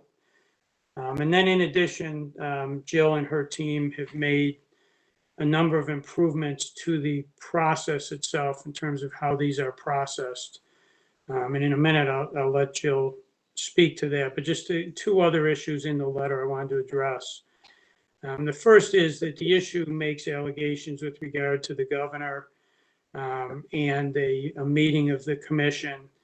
You know, and I can assure the commission members that there was no conversations whatsoever with regard to the appointment of Jerry Mullen to the commission that involved in any way, shape, or form keeping any of this information from the commission. In fact, my recollection is this is the second time that this information has come to the commission. There was a prior letter that Brian wrote that was shared with commission members regarding this allegation as well.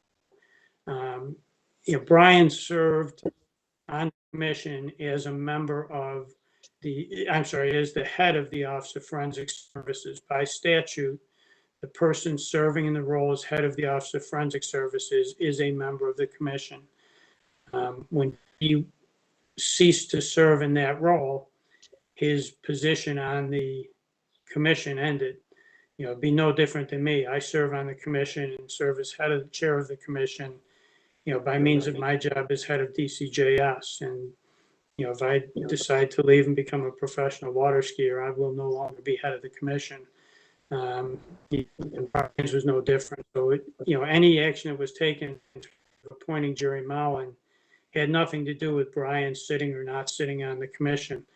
You know, and I think it's also noteworthy that, you know, Brian had every opportunity, if he felt something was untoward here, you know, to raise it in all of the commission meetings he sat through and other venues, and never raised it until after his service with DCJS ended. But, you know, in terms of those allegations, you know, Jerry Mullen was appointed before that commission meeting because he was heading the Office of Forensic Services at the time, you know, and for purposes of having a quorum and for votes, you know, we wanted a full commission. And then the other allegation is there's an allegation in there that I somehow misrepresented information at a commission meeting. And in a partial statement that's attributed to me, I do recall. I recall it was made in response to a question that Marvin Schechter asked me with regard to DCJS's role in the process. And I recall telling Marvin, you know, Marvin asking specifically if DCJS was involved in the identification of DNA profiles. And I remember telling Marvin at that meeting, you know, that no, DCJS didn't do any of the lab work. We didn't identify any profiles. It was New York State Police that did the lab, you know, to actually identify the profiles. And that partial quote that was included was a quote that was given in that context. You know, and in my opinion is absolutely accurate. You know, DCJS has no role in the actual testing. You know, we keep the demographic information, and that demographic information is ultimately associated with a profile during the hit.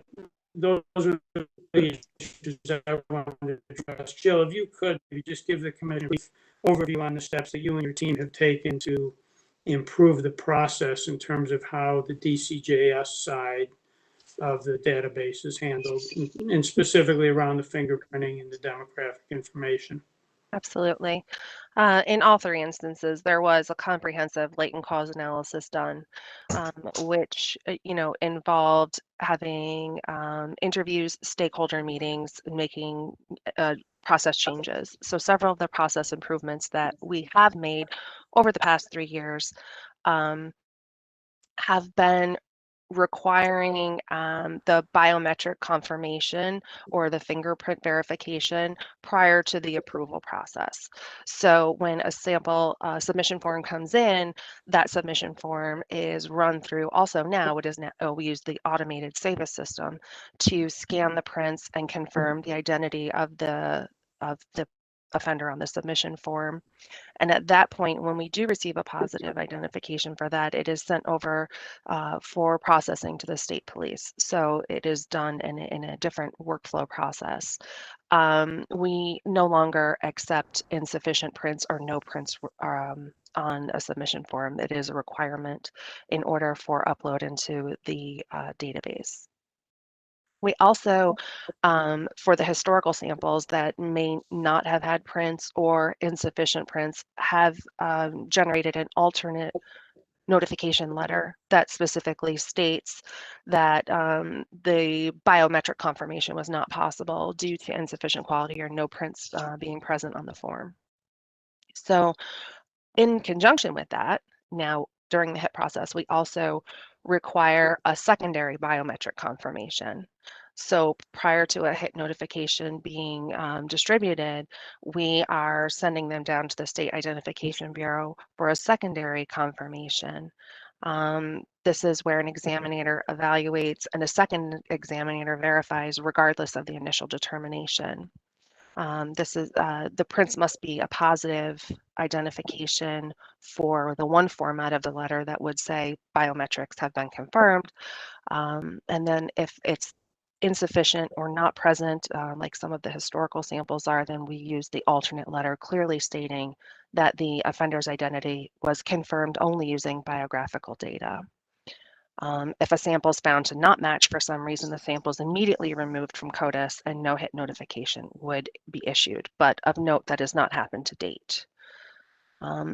All HIT letters, once that process is done, also has an administrative second review done by OFS staff member.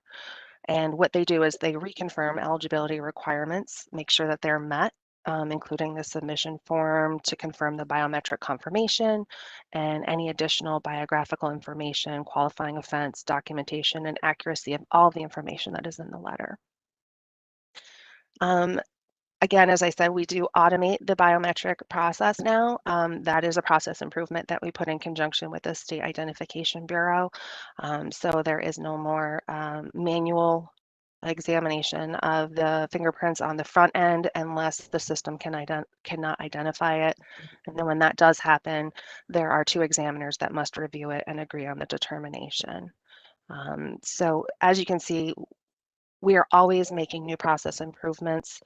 We strive for the best quality. I think excellent communication with our partners in the state police, and this has also helped us to make these process improvements. And you know, I'm confident in all the changes that we've made. So, thanks. Anyone have any questions? Yeah, Pat. Not sure it's a question. It's just I was involved in one of, or I'm sorry, not I. Nassau County was involved in one of the three. And when I received the letter, I went back into time to assure that we had gone through the process. I know Brian had come to us to inform us of the situation and so forth. But in terms of transparency, this is something that was discussed at the 2018 CODIS meeting, the mis-IDs and so forth. So I've got I mean, it's memorialized really well that I think all parties did their part in identifying and assuring that we wouldn't see this again. But as far as I'm concerned, I was content with the process. And we did release a name, but again, it doesn't change the fact that this idea occurred, but as you said, nothing went forward with it. No, I appreciate that. Really what I wanted to say was I can't see this being any more transparent here. I'm assuming it's stuff that's memorialized on both sides. Yeah, no, I think this is at least the third time it's been discussed at a public meeting, but I appreciate the comments. and again, no other misidentifications have occurred. Would we be able to see the latent cause analysis?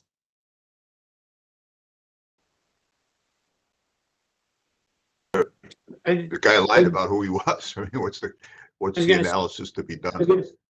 I pretty much summarized the results, for you in each of those cases. It was a process to track back and, figure out that in one case, the person switched them. In another case, the person gave their brother's name. And in the last case, the collector wrote both,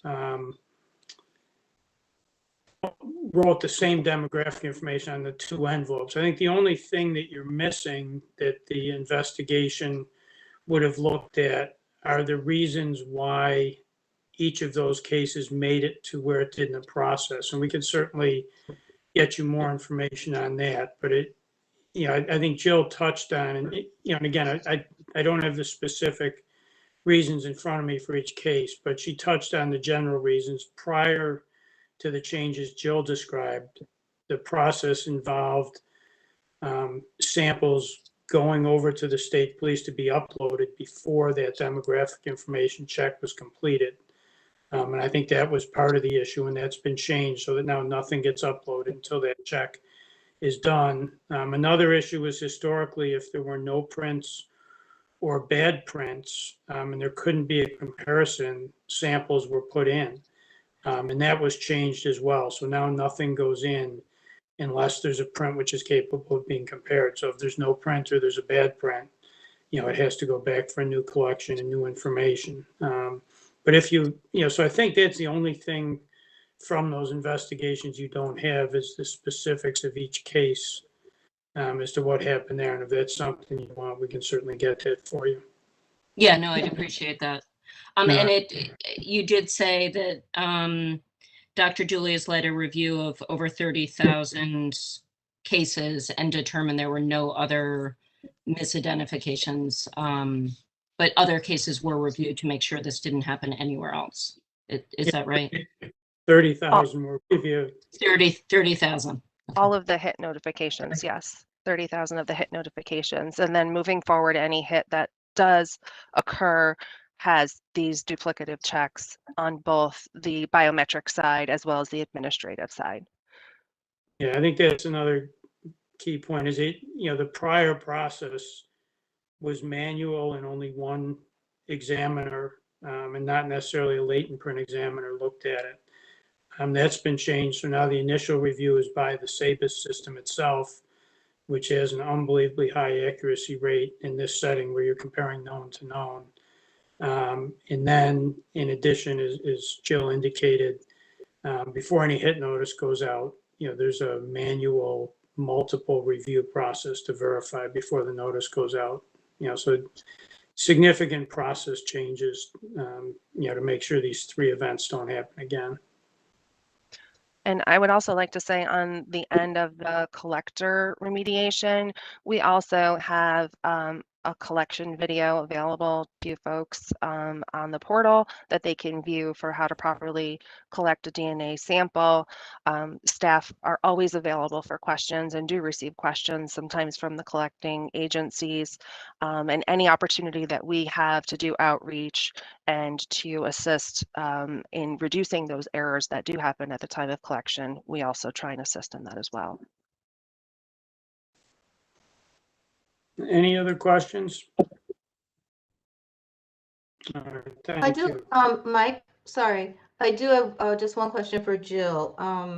So all of the work that you've done, is there kind of like an opening statement or a statement that is saying that this work was done in direct response to the issues that Mike just delineated for us? So in other words, these were the three incidents that happened, and based on all of the reviews that you've done, this is what we've done to remediate this in response to these particular issues. You understand my question? Let me answer that. I think I don't think it's fair to say that all of it is done solely in response to that. As Jill indicated, we're constantly looking at our processes at DCJS to see if we can improve them. We use the lean model, among others, to do process review and process improvement. Looking at using the automated tool to do the initial fingerprint review was something that we were pushing for, before, separate from this. So I don't think you can say that every one of those was solely because of that.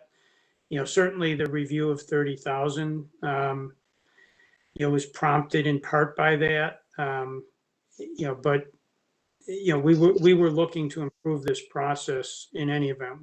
As we looked, dug down on the process, there were a number of things in it, such as this single review that we weren't happy with, and such as the prior process of allowing samples to go in if there was a missing print or another print. So I hear what you're saying, but I don't think it would be entirely fair to say that the only reason any of that work was done was because of these.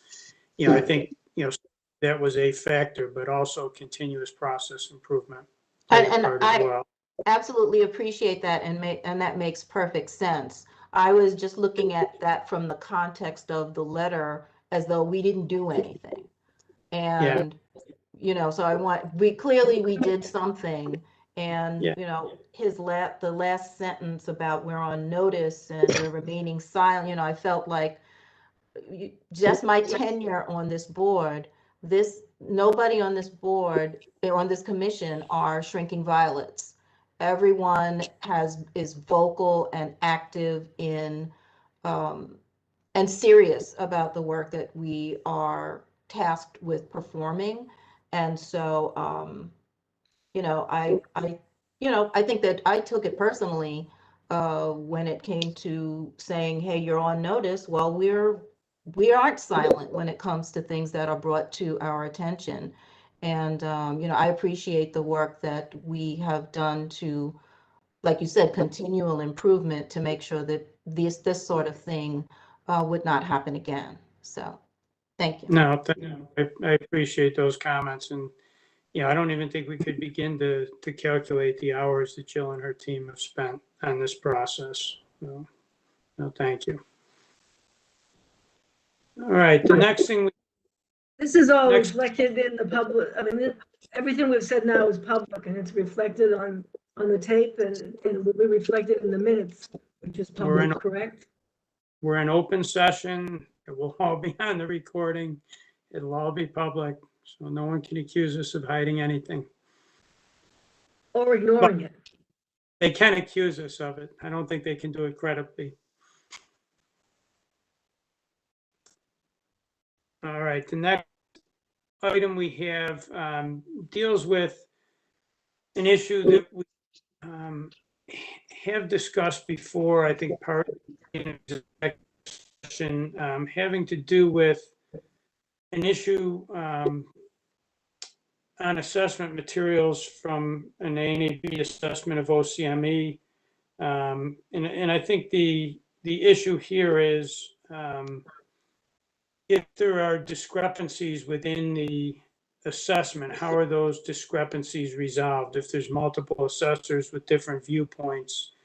And my recollection is the commission wanted to hear from ANAB with regard to that part of the assessment process and any protocols they have in place. So do we have someone from ANAB available to discuss that? I think Pam Sale is on the line. All right, and I guess I would just ask for the rest of the commission, if I didn't frame that properly, if anyone has a different framing, feel free to jump in. Hi, this is Pam. Hi, Pam. How are you? Good. Thank you for being with us. So I don't know if you heard my framing of the issue there. I did, yes. All right. So if you could just want me shed light for us on that part of the process, that would be appreciated. Yeah, so I did share with the commission the process that we put in place to handle dissenting opinions from team members. If there's a dissenting opinion that occurs amongst the team during an assessment activity, then that will be addressed with the team and the lead assessor. Those discussions go on just as part of the assessment activity. The process that I shared with the commission deals with when that dissenting opinion gets provided to ANAB, and because it hasn't been resolved during the assessment activity. So when we get in a dissenting opinion, it gets assigned to an accreditation manager who's not involved in the assessment activity. And that accreditation manager will review what was provided by the assessor. They may end up contacting other team members and, of course, the lead assessor. If they have to reach out to other assessors for input, they do have the ability to do that, or to regulators or specifiers in order to get additional information. For regulators and specifiers, that would be if it had to do with the FBI QAS or the ABFT requirements, if we needed to make sure that we had the correct understanding of the intent of a requirement that was written by one of those groups, then we might reach out to them. And then, you know, if that doesn't resolve it, by the AM reviewing it and ensuring that the team and the assessors understand the requirement properly, we may need to reach out to the laboratory itself to get further information.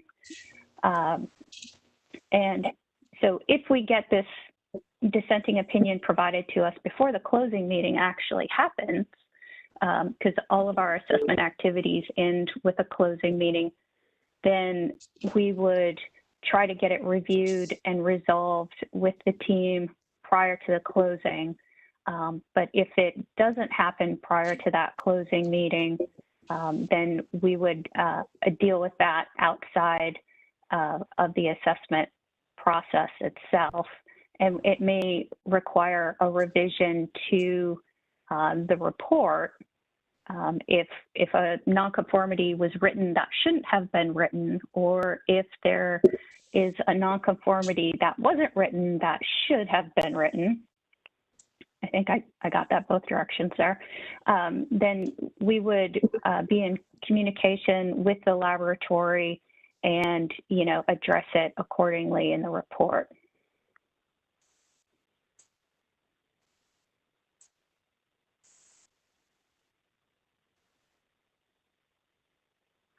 Questions for Pam? Don't know. Yes. What is documented that travels with the file? I believe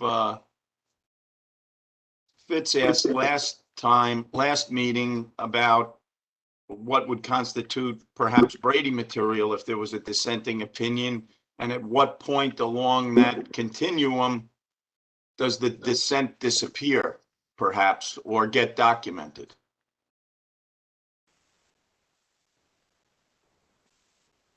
So I'm not sure if I can answer your entire question. If you're just asking what records ANAB retains, we would of course retain a copy of any of the, you know, written opinion provided to us by the assessor, and the communication to the laboratory if we needed to get additional information, because we would want that for our records in order for us to demonstrate that the laboratory really is conforming with something that was initially written as non-conforming, or vice versa, if it's a non-conformity, that they are going to appropriately address that.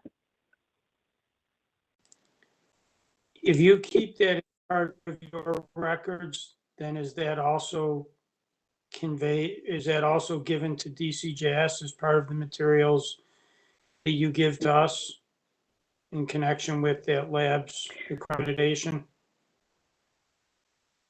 Well, I would think that because we are including DCJS on all communications with the laboratory, that this would be a communication that DCJS would be aware of when we make that communication to the laboratory.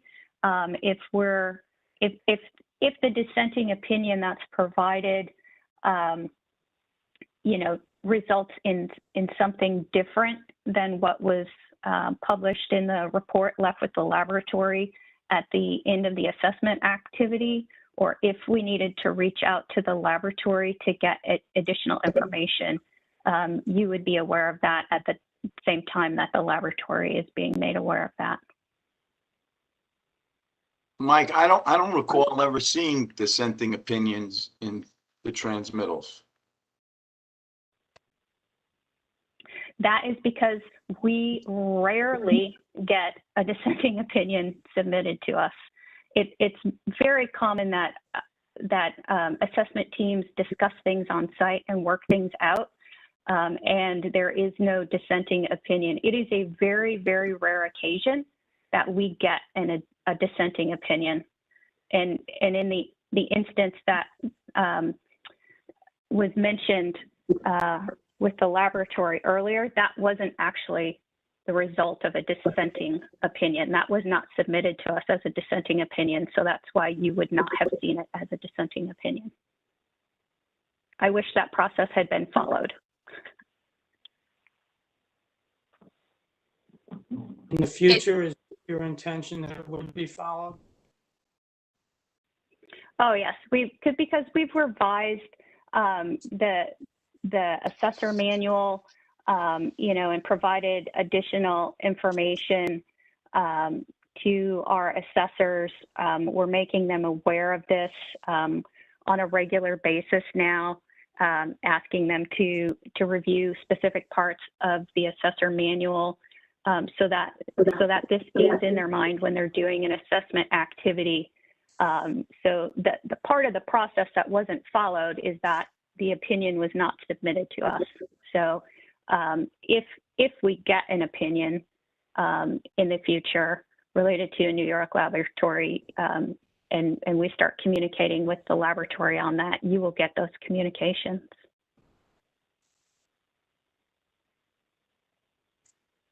Yeah. Thank you.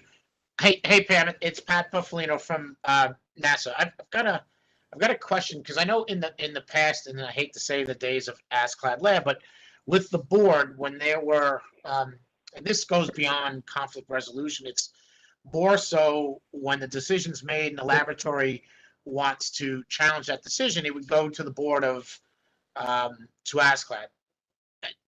What's the process now when a laboratory is in that position where it's a finding, and they want to challenge that finding because they feel like they have the subjective evidence or objective evidence to prove that criteria? So that is our nonconformity challenge process. So we used to call that an appeal. We no longer refer to it as an appeal. It was a terminology change to get us aligned with ISO IEC 17011. And appeals are related to accreditation decisions only, which is granting, renewing, withdrawing, those types of decisions. So we've retained that process, but we call it it's a nonconformity challenge. There is a link on our website under feedback that lists the process to challenge your nonconformity, or provides a portal to do so. And so I'm going to actually navigate to our website right now and see if it actually puts much of a description of the process on there. Yeah, so our nonconformity challenge procedure is actually linked on our website for anyone to review. But essentially, when we get that nonconformity challenge in, the laboratory has to provide us the objective evidence and why they're challenging the nonconformity.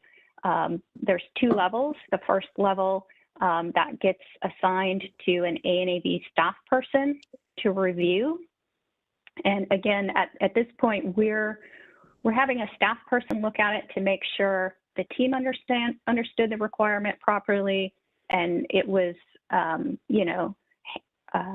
addressed properly, or that the laboratory is understanding the requirement properly as well. We try to resolve it at that level with the team and the laboratory to make sure that everybody's understanding what the requirement truly is. If we can't get a resolution at that level, the laboratory has the option to take it to a level 2 challenge, which would involve a 3-member panel from our accreditation committee. And those panel members would be knowledgeable in ISO IEC 17025 or 17, well, in New York's case, 17025. And then the decision of that committee of those technical experts would be final. And based on that decision, the laboratory would either, it would either be upheld, the challenge would be upheld and it would be removed as a nonconformity, or it would not be upheld and the laboratory would have to resolve the nonconformity according to the normal process. Thank you. I have one question. You mentioned that there could be ongoing review after assessment activities end with the closing meeting, correct? No, if I implied that or said that, I don't think that is correct. I guess with the dissenting opinion, there could be, but our technical assessors generally, once we have the closing meeting, that's it. Our assessment team is done. So on a rare occasion that we had a dissenting opinion, we would try to follow up on that very quickly. So that might be what you're referring to. Right, okay. So would there be any value in holding off the closing meeting until that is dealt with? Or is that not logistically possible? Well, it would be potentially possible if we were aware of it, but we might not receive the dissenting. Generally, the assessment takes place during a 1-week period. It might only be 2 or 3 days. And before we leave, we have a closing meeting with the laboratory. We may not get the information from a technical assessor until after they've gone home, they've thought about it for a little while, and they've decided that they're going to submit this dissenting opinion. So we wouldn't know that the closing meeting should be postponed, and it may not be, necessary to postpone the closing meeting as long as we address it quickly. When we have that closing meeting, the lead assessor will provide the laboratory with the list of nonconformities at that time. And the laboratory has 30 days to provide us a response on how they're going to fix it, and a total of 60 days to get it all completed. So we've still got time after that closing meeting, if there's a nonconformity that should be removed, that we could do that and notify the laboratory so that they're not trying to fix a nonconformity that isn't a nonconformity. Great, thank you. That answers my question. Could I just ask I'm sorry. No, go ahead. Just a clarifying question about the dissenting opinion. So my understanding is, say one of the assessors disagrees and thinks there should be a nonconformity, and the other assessors or auditors disagree.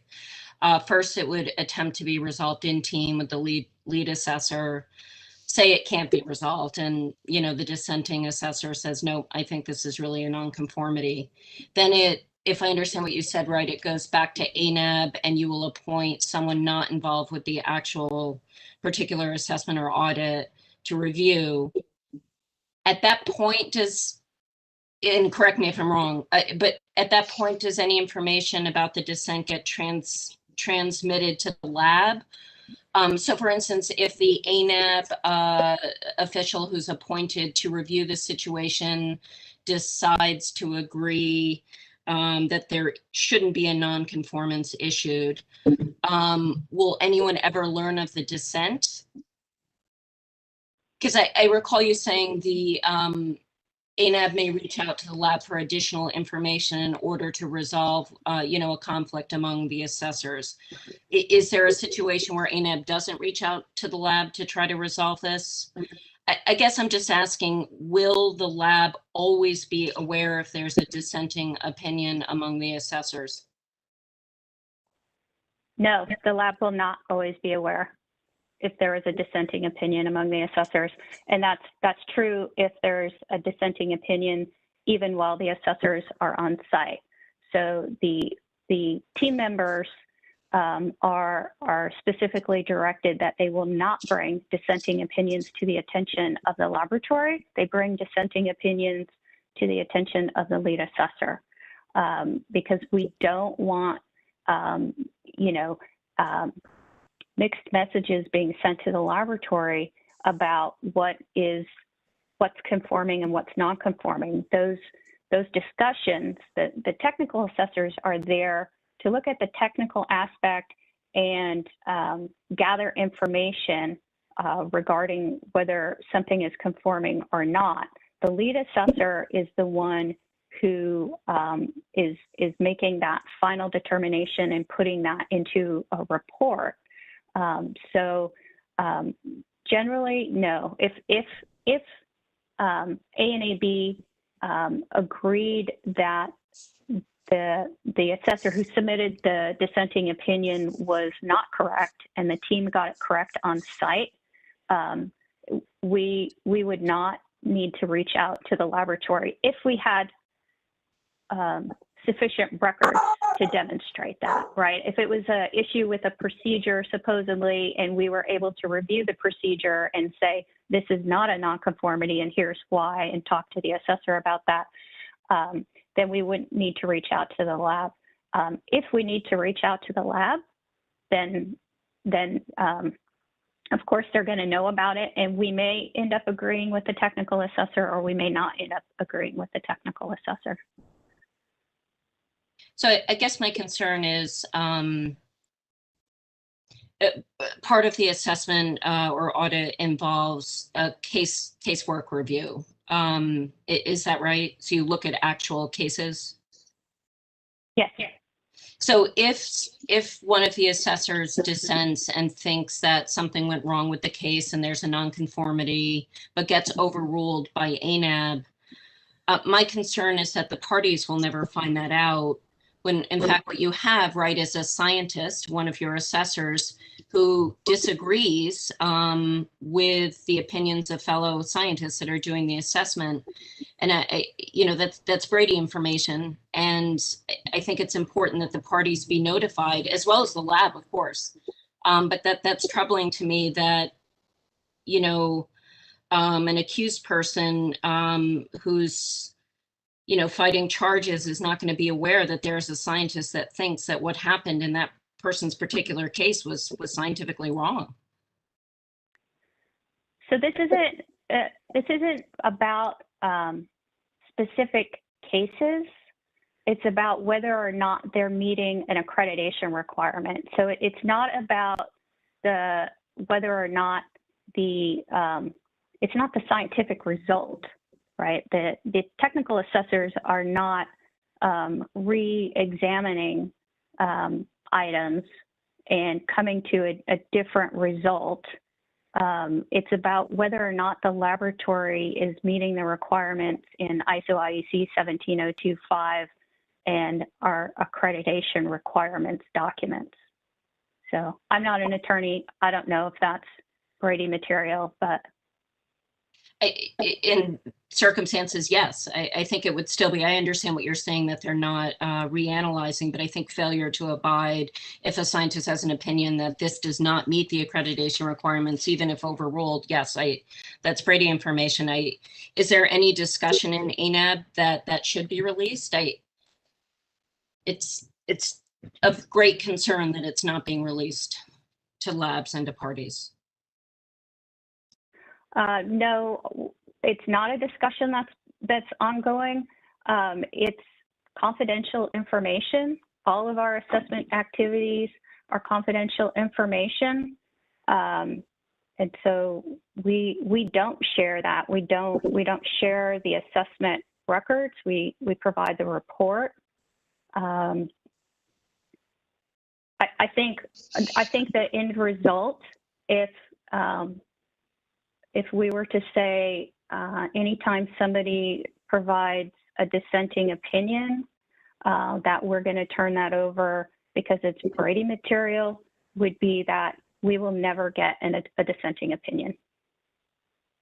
I think I think we would be hampering our quality process if we were going to start turning over these confidential discussions that go on.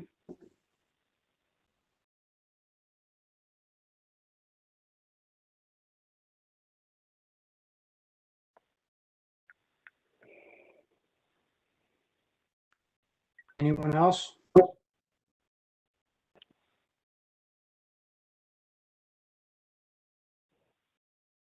All right, thank you. I don't know if we have anyone from OCME. I'm certainly not asking anyone from OCME to say anything, but if there is anything that you want to say with this, I certainly want to give you the opportunity, but don't feel that you have to.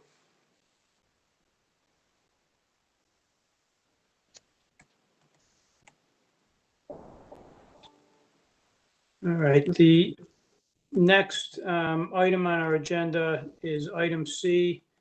Actually, Mike, I'm sorry. Someone did raise their hand from, I believe, OCME. I'll go ahead and unmute them. Sorry about that. Oh, no problem. OCME, you're unmuted. Hi, this is Meredith Rosenberg. I'm here with Craig O'Connor and Kira McKay. At this point, we decline to make any comment. No, that's fine. I don't think there's anything needed. Sorry, can I just follow up on that? Is there going to be an opportunity for commission members to talk about the substance of the OCME report, either in executive session or publicly? I believe, and Jill, correct me if I'm wrong, but I do think that that is an executive session. It is an executive session. Okay, thank you. Thanks. Thank you. Yeah, I think that with regard to the process issue, we didn't feel that that was anything that needed to be an executive session, but, you know, getting into the details of that specific matter.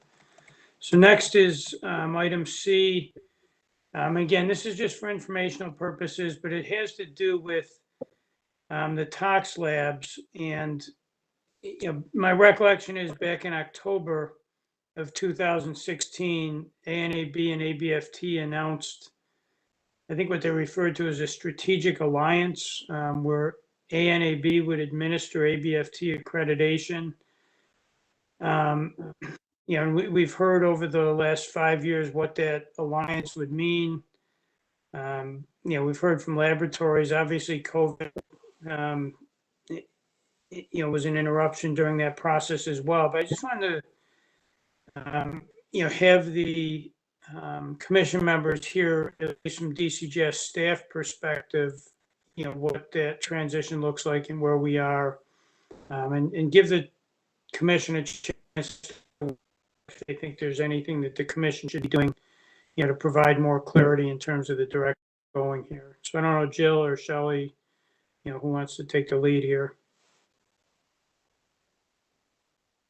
Shelley is going to take the lead, hopefully. Yes, we have a little timeline that we wanted to share with everyone. So if you can bear with me for a sec, I'm gonna share.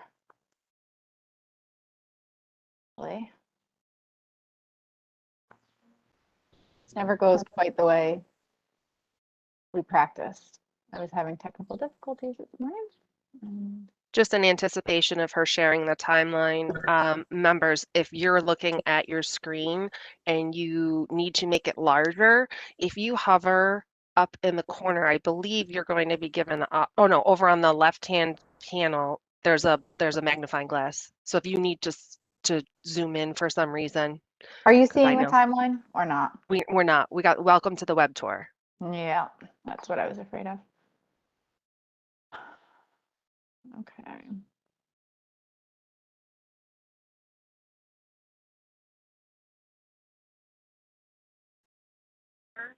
How about now? Now we can see it, right? With the gray boxes on it or without? There are gray boxes on it. Yeah. They're not. And again, just a reminder to folks that you can zoom in on that left-hand side because it's a lot of information. Yes, and it is hard with this platform on the laptop to zoom in on my end.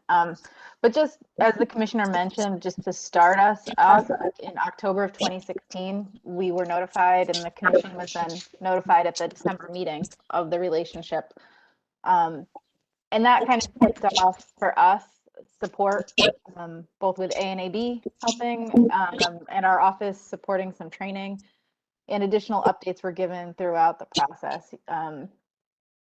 You'll see that A&AB discussed some opportunities at a couple commission meetings that you've highlighted here in yellow.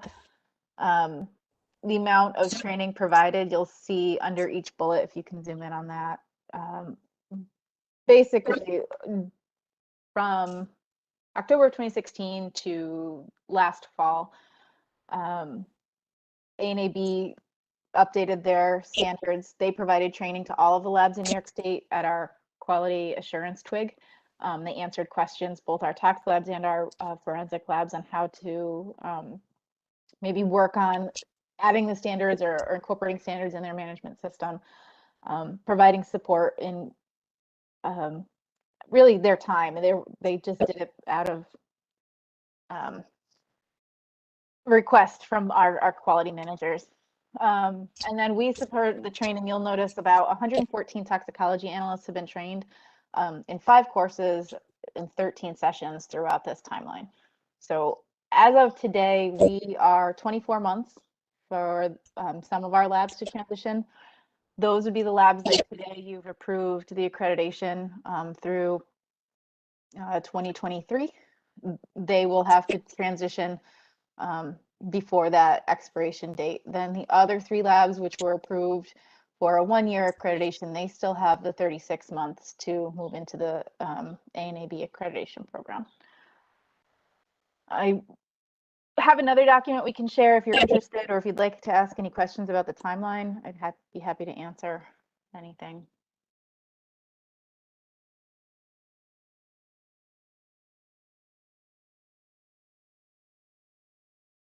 So would you like me to pull up the other one, Jill? I think it'd be helpful if you could just quickly walk through that other one too.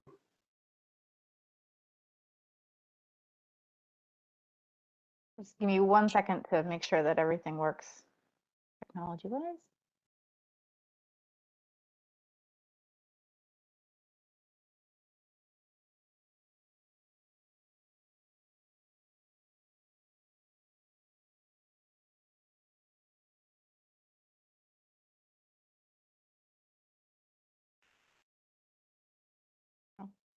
Are you seeing the next document here? Yes, we are. Okay, so this is, Jackie prepared this for us to show you what an ABFT cycle currently looks like. Our forensic labs that are already ISO accredited are on a 4-year cycle, but the tox labs are on a 2-year cycle. So the 4 labs you looked at today who have their reaccreditation for their 2-year cycle are Onondaga, Nassau, OCME, and Westchester, and OCME will look at again in September. The other labs, who are odd-year labs, would have been on a mid-cycle year this year, but because of the pandemic, they had a hybrid mid-cycle full reaccreditation this year.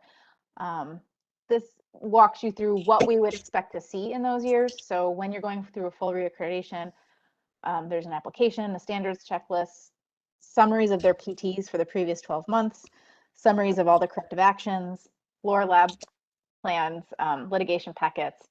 And those are some of the things that we anticipate getting, and we would look for in our forensic labs, shared mailbox.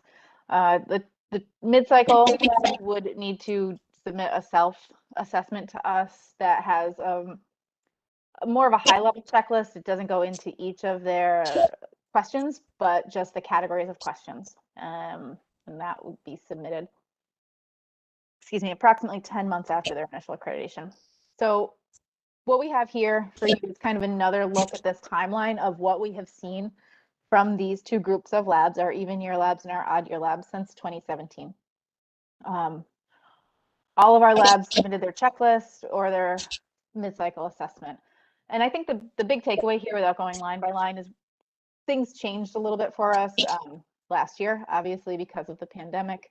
Our last year's mid-cycle labs, everything worked the way it was supposed to because they were submitting those prior to the pandemic really affecting. But those labs who were supposed to have their full on-site, there was a delay and those extensions and kind of a new way of looking at the materials.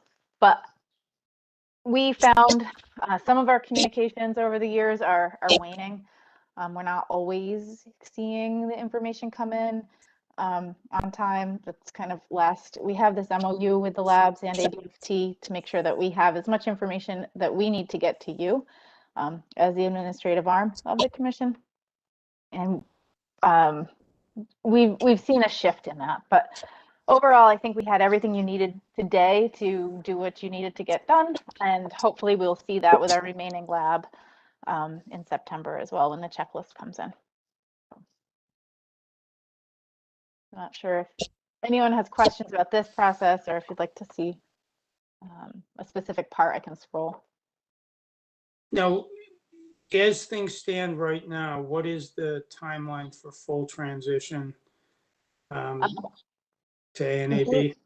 These 4 labs are yellow labs, Onondaga, NASA, OCME, and Westchester, need to be transitioned prior to June 30th of 2023.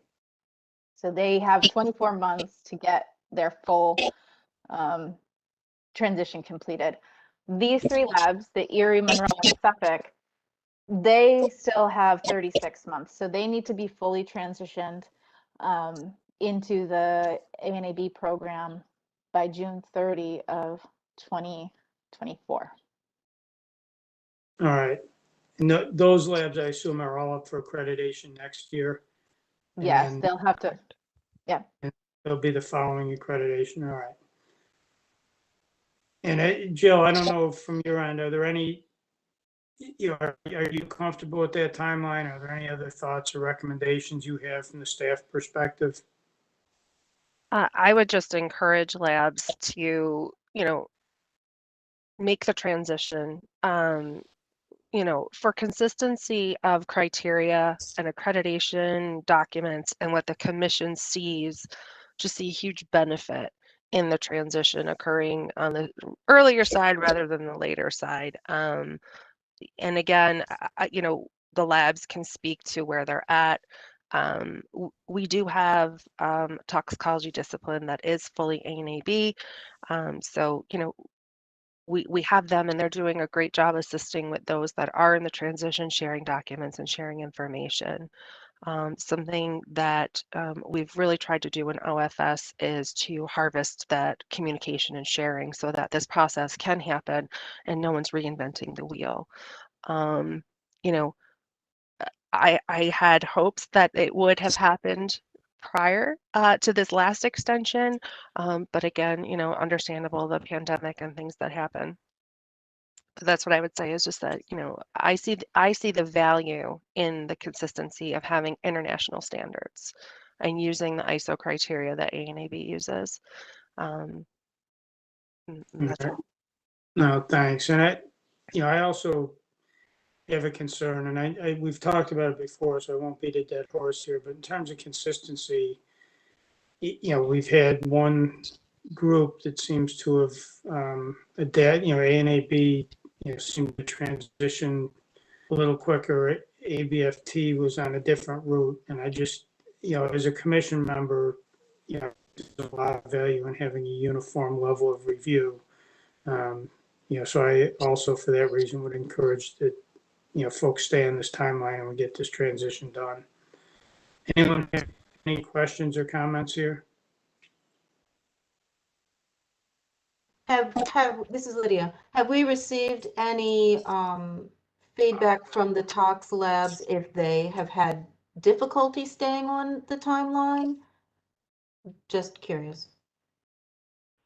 Yeah, we have had conversation with the Tox labs, and most seem to still be on schedule. We do know that OCME Tox Lab is further along in the process and probably one of the first ones that will be transitioning. I don't have specifics for all of them. It all varies. Again, it's important to note that staffing and, there are several issues that go into making the transition, so. Oh, I totally understand. It's just letting us know we're trying, but we're still, encountering this issue or that issue, so that we're aware that they're working as hard, doing their best to adhere to the timeline.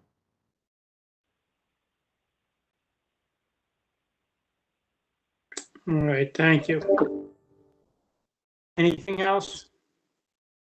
All right, the next item on our agenda, number 7, deals with laboratory disclosures. The first item is the Nassau County Medical Examiner's Office, Division of Forensic Toxicology. There's an email chain dated April 12th of this year, both the acknowledgement and closure of a nonconformance. This was reviewed by the commission in December, if my recollection is correct. The original issue involved a screening test that was negative and a confirmation test that came back positive. As I read the materials, the analyst was suspended from casework, retrained, and monitored for 6 months, and that this notification completes the monitoring phase. Any questions or comments regarding this item? All right. Next, we have B, the New York City Police Department Police Laboratory. There's a letter dated March 24th of this year. As I read it, this is the initial notification of an issue regarding controlled substance macro. And my limited knowledge in this area, but it appears that this issue involves a line of code in an instrument's macro that's causing retention time of the internal standard to be reported in duplicate on printouts. Might be best if I let Scott just talk briefly in terms of what this is and what the course of action is that you're taking. Sure, Mike. If you don't mind, I was going to actually have one of my assistant directors, she's in charge of the controlled substance analysis section, give an overview. No, it'd be great. Go, you're on the line. Yes. Can everyone hear me okay? Yes. Okay. Hi, good morning, everybody. Yeah, what the letter was initially, what we're trying to convey is that we use instruments to analyze our samples, and the instruments are run by vendor-supplied software that helps control the functions of the instruments and are also used to generate customized printouts of the data. They are referred to as macros, which essentially are a set of instructions for a computer to follow. And in this case, what was affected was a macro that we customized in order to have our data printouts look a certain way. The macros have been revised a handful of times over many years in use at the lab in order to either add additional information or change anything involving the printout. During one of the revisions of the macro that was done back in 2016, to actually correct for a misalignment on the printed page. An incorrect line of characters was added in one section that caused a displayed value for the retention time of an internal standard that is used at the lab to be displayed twice on the report instead of displaying the retention time of the internal standard from two separate sets of data on the same page. And that line of code had since been corrected in March of this year so that it was not replicating that data anymore.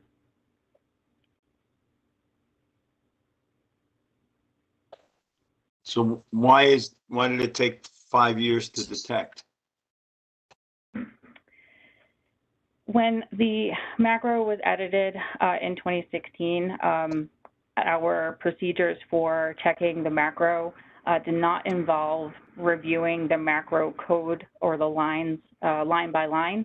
The person would have made the revisions and then would have generated printouts to show that the intent of the macro change, in this case, the misalignment of the printing, which was cutting off some information on the page, the printouts would have been generated and reviewed to make sure that the misalignment was corrected. And so the code itself would not have been checked. Also on the printouts, it would not necessarily have been noticed by the analysts as they review the data on the computer and they check to make sure that all the criteria that we have for identifying controlled substances are met, and then they generate the printout. And in looking at the printout, there's at least one page printed per sample, and when the pages are being reviewed, they're typically reviewed just one at a time. So to detect a trend between pages wouldn't have been something we would expect to happen. Also, the retention time that's listed on the pages themselves are to 3 decimal places, and our criteria for the retention times is within plus or minus 0.1, which is really the first decimal place. So there's emphasis placed on looking at the first and second decimal place. And when we're saying that the values were repeated, the values really don't differ by much. So I'm sorry, again, just the criteria is within plus or minus 0.1, so that's what's been reviewed. And also those retention time values can very often be the same. So to look at a page and see the same retention time value listed in 2 areas would not have been a flag that anything was misprinting for anyone looking at the page. Is there a log of the changes you make to the vendor supplied software? You know, how many different changes to the vendor supplied software are made? Yes, we have the different revisions saved. The purpose of the software is provided by the vendor so you can have customized printouts. So it's something they provide to operate all GCMSs in any forensic laboratory.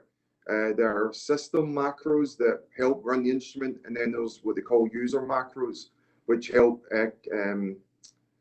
make the documents the way you would like them as a laboratory. And again, as Nicole says, we have records of those. Sorry, I'm a little confused. So did NYPD code the macro, or the macro comes along with the vendor supplied software? The macro comes on with the vendor provided software, and that allows you as a user to write some code that allows you to present the information a certain way. So it's I'm not really that computer literate in regards to what type of language it is, but the point being is it's a set of instructions that you can program in the software provided by the instrument vendor to do what you would like the instrument to do, and also print what you would like the instrument to print. What is the name of the software or vendor that we're even talking about Sure, it's a ChemStation. It's MS ChemStation. So it's software that is used in conjunction with the GCMS instruments that probably everybody who has a particular type of instrument will have that software provided. And the macros are provided, like I said, just to do routine stuff in the instrument, and then it can be customized to print out certain pieces of information. I have two follow-up questions. I mean, one is the big one, which was started to be addressed in the letter, which is, does this affect any reported results, qualitative conclusions? And if not, or how do you know, what kind of testing have you done to determine whether any reported results are affected? And then I have a follow-up question about how the coding is done in-house, whether there's any particular standards that are followed for coding in-house. So to answer your first question, the main thing to understand is that the retention time of the internal standard is not relevant into you making identification of a controlled substance. It is a quality control that we have in place, but it does not impact the reported results in regards to the identity of a controlled substance, the purity, or the weight of a controlled substance. Our criteria that Nicole was mentioning was plus or minus 0.1 minute. That's something we do for quality control purposes, but it does not impact the identity. And it's something that we're all comfortable saying very clearly, that the reports were not affected. There was no there was no misidentification or anything to that effect. What there was, though, was a representation of that retention time not displayed on the report, not the report, on the data. But also we also have another macro that we have customized that does not allow us to print unless those values are within 0.1 minute. So we know, even though that demonstration, that number is not represented correctly, we know the analysts check it when the process is there on the screen, but we also know that we have a macro in place that will not allow it to print unless that criteria is met. To your second question, like I said, this is something that I don't know what other labs have, but we have people who are adept at creating macros.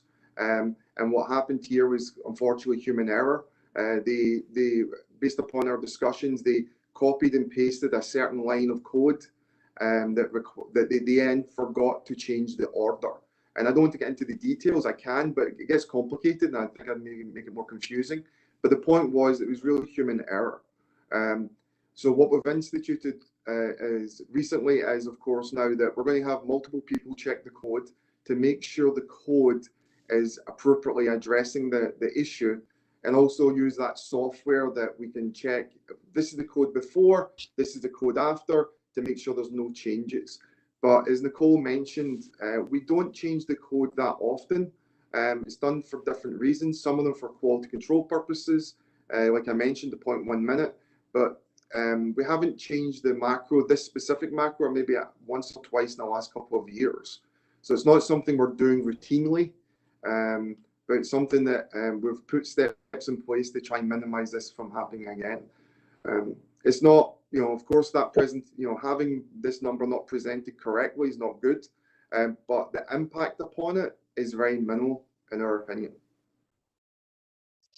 One of the reasons I bring up whether there are any standards that control how code is written in-house. As part of the OSAC developed standards, at least with respect to the DNA portion, I'm on the AFS-ASB DNA consensus body. And one of the documents that OSAC has come out with has to do with best practice recommendations regarding in-house developed software and validating software. I don't know if there's anything equivalent with respect to drug testing. Are you aware of any sort? I mean, there's IEEE, obviously, but is there anything specifically relevant to the drug discipline about how code should be checked within the specific, drug discipline? I don't believe so. I think one of the things to make clear is that this is a and we already said this, but it's a software provided tool, vendor provided software that is used to display information and also control some of the instrument and what the instrument should do. So it's something that's more routine than I would believe. And again, I do not have a DNA lab, but I think the DNA lab is more complicated, like developing that software. This is, as Nicole said, a macro is a set of instructions. It's telling the computer or the instrument to do certain things at certain times. And that's what the macro that we developed. Please display this number here on this page. Please display this information here on this page. It's really a set of instructions rather than what I think is more involved with the DNA software validation or computation that you're referring to.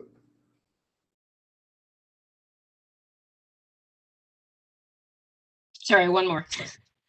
If, say, okay, I have a drug case and I get the paperwork from your lab, and I want to send it to an independent expert to review it. Would the paperwork I receive from your lab have the erroneous retention internal standard value? Is this something that could be identified by an external review, or is it not saved? Or I was just a little unclear about that, whether the data was saved. Sure. If I could just say for 1 second, for whatever reason, my iPad is not charging, so I might lose picture, and I'll be on another thing. I'm having some technological difficulties, but to answer your question, I don't think they would be able to determine based upon looking at the paperwork, because as Nicole said, in some instances, that number is going to be the same number. So to the 3 decimals, because we did a quick study, about 30% of the time, our controls are very tight. So it actually does go to the 3 decimals. So they would not be able to identify it by reviewing the paperwork. But I also think if you were to give this to an expert and explain to them what the relevance of an internal standard is, they would also tell you it really is not important. And again, I understand that not having this right number is not the way it should be, but it's not important in regards to making identification, all the other requirements in a drug report.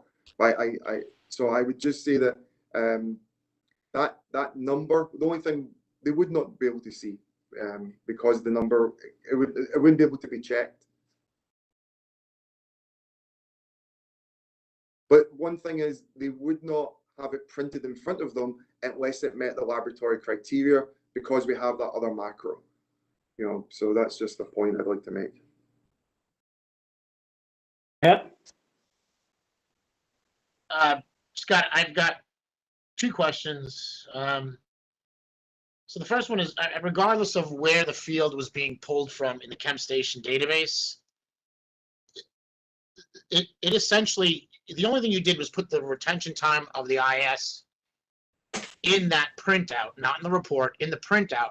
But the true comparison was the unknown to the calibrators, right? And then also the library. So it mainly was a visual, not an algorithm type of an issue. The instrument in ChemStation was doing the right thing. Yeah, you just presenting the wrong retention time, which was probably within 1,000th of itself. The real question I have is, most of these, did most of these chromatographs also have MS ion patterns that would have also supported the right ID? Yes, I mean, that's the point. We put a lot of information on our data printouts. This is just one field that it was incorrectly presented. But it wasn't used in the mathematics. It was just like you essentially took a field from an Oracle database, put it in Crystal, but it just presented the wrong field, but it had nothing to do with the decision process and the identification of that drug. And again, if you have the ion pattern, it would have been obvious, because then you would have seen a difference there also, or possibly. I just think, because I'm answering your question, I don't know about Oracle or those other terminologies, but what computer language is being used. But the point being is, like you said, it's taking one field of information and placing it on the document. And that field information was not the correct field. But in regards to the impact of that field on the entirety of the case, it's minimal. It's really, like I said, the retention time of internal standard is for the purposes of, one, ensuring there was an injection in the sample, that the sample did inject into the instrument, and secondly, that the column is that the piece of equipment that we use is performing the way we expect it to perform. So it's a quality control measure. Okay. Yep, I do think that the whole ion portion of it is important, because obviously if it's the wrong drug, it's not going to give you the right pattern. So, okay, thank you. Any other questions? Yeah, just a follow up. So this background is helpful in understanding what's going on. Again, in the DNA context, one of the things I would do if I have a question about something that happened in a case is I'm based in New York City, and the OCME has all their protocols available publicly online, which is an invaluable resource to consult and just figure out step by step, what does the process involve. I don't think the NYPD has its protocols online for the controlled substance lab, but please correct me if I'm wrong. But if that is true, have you given thought to perhaps putting these protocols online? Because I know disclosures have been going around the city, and there's just a lot that's not known. And I think a large step for the legal community to understand what's going on is access to NYPD protocols. Those protocols are available to the DA's offices. We haven't, that's the system that we're using at the moment. Is when we moved towards discovery, those articles are provided in our laboratory information management system, not on a public-facing website.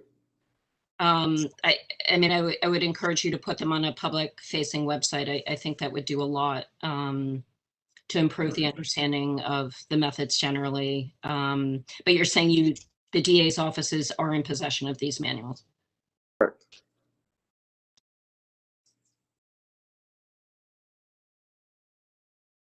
Any other questions or comments? Thank you. And am I correct in assuming that we'll be hearing back from you on this at a future meeting? Yes, so you'll receive a closeout letter, I hope, within the next couple of weeks, if not month. All right, thank you. All right, the next item C is the New York State Criminal Justice Services latent print laboratory. This is a closeout of an issue. The closures are, as I read them at least, related to two issues the commission was originally notified of in 2019. They're discussed in executive session. They both involved the same examiner who has since retired. I believe there were health issues involved here. ANAB has acknowledged receipt of the issue in the closure as well. Any questions with regard to this issue? All right, the next issue is the New York State Police Crime Laboratory. And I believe there are two disclosures here. The first is serology issue. There's a letter dated April 22nd of this year. It's the initial notification of nonconformance. And then there's a issue involving a drug sample switch, letter dated May 19th of this year. Again, the initial notification of nonconformance. Do we have Ray with us?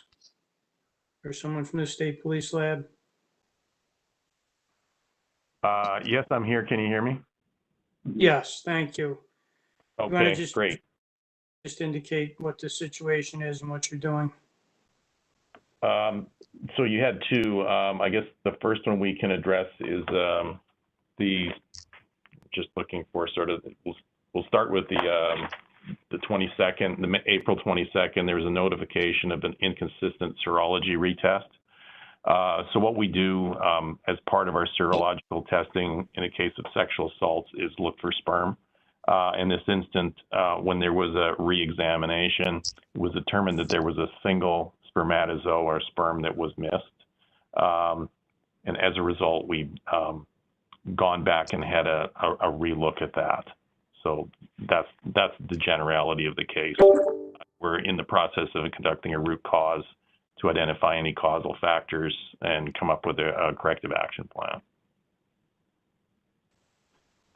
With respect to the second issue, and that was disclosed on May 19th, it's an initial notification of an inadvertent sample switch between two cases.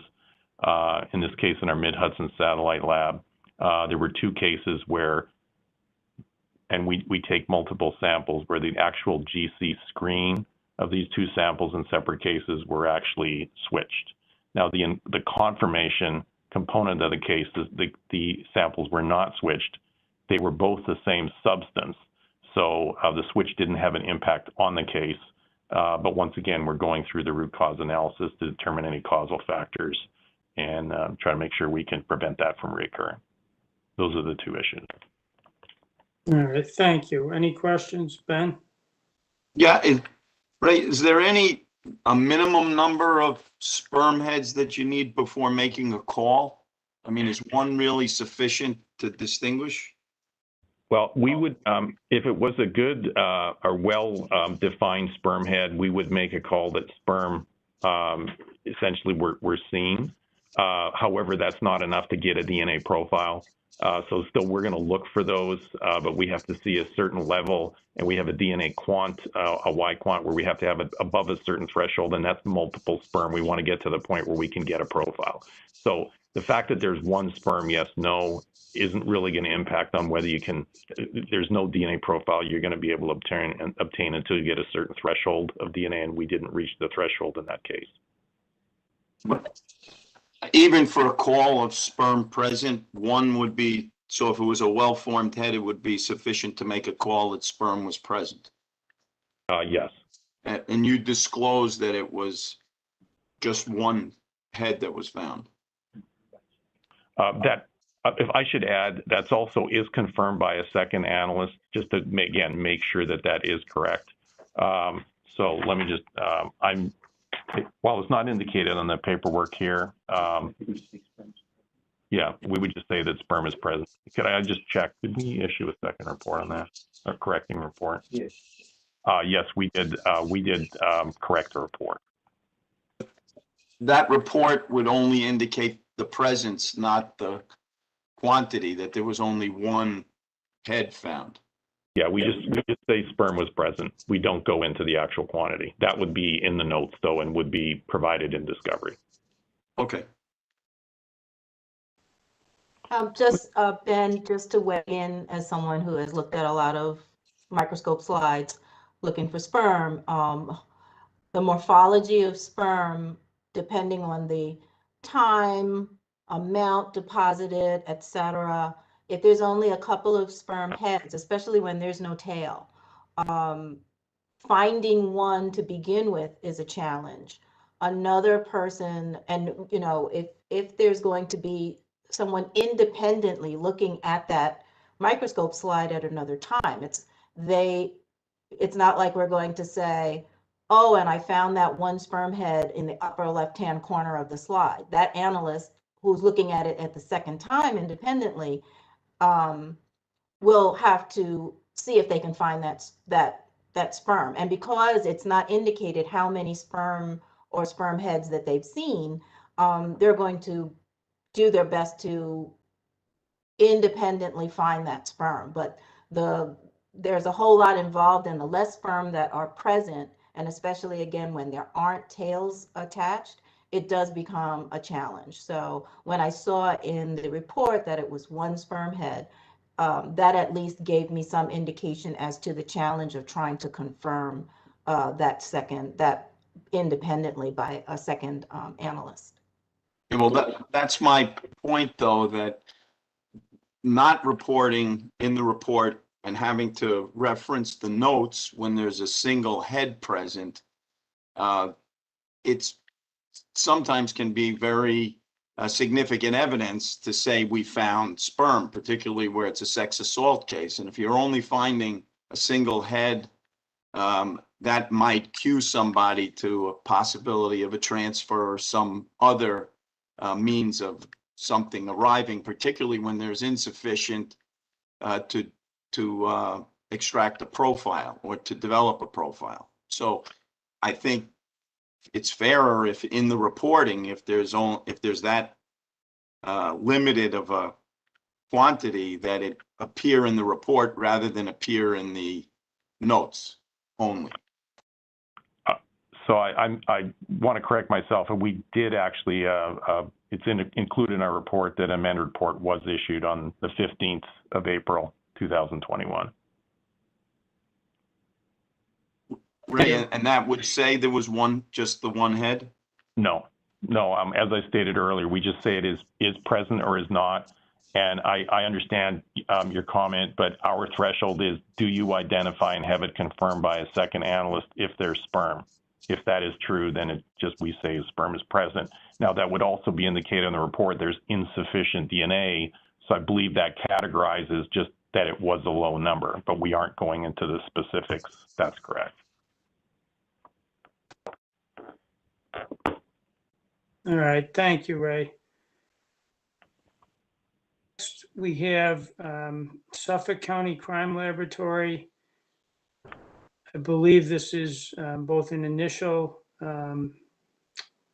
notification of the nonconformance and also an indication that the lab has completed the investigation and is in the monitoring phase. Do we have someone from the lab available?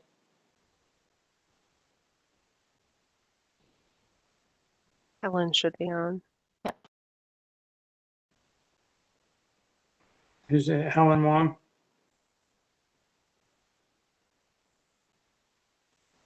Call-in user 9, you are unmuted.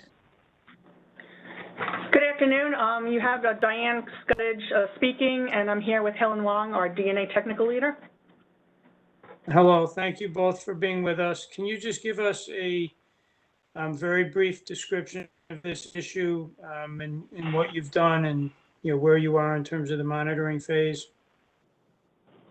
The report, or the completed report, was completed at the end of May.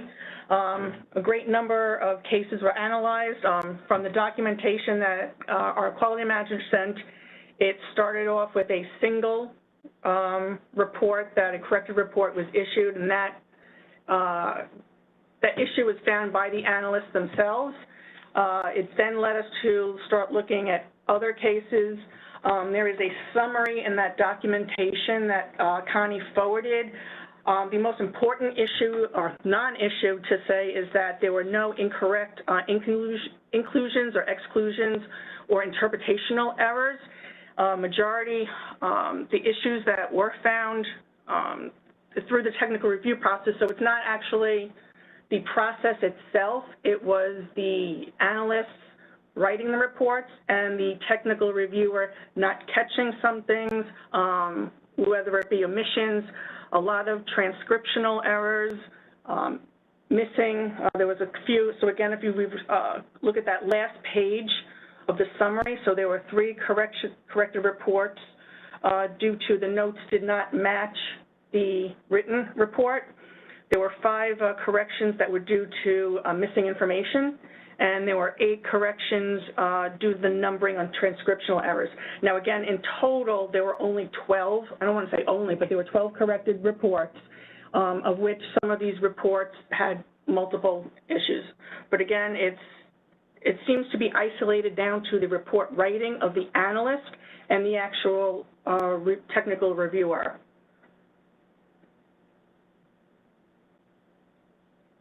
Questions or comments? I have a couple questions about some of the details of the reviews that you did, the particular errors. One of them involved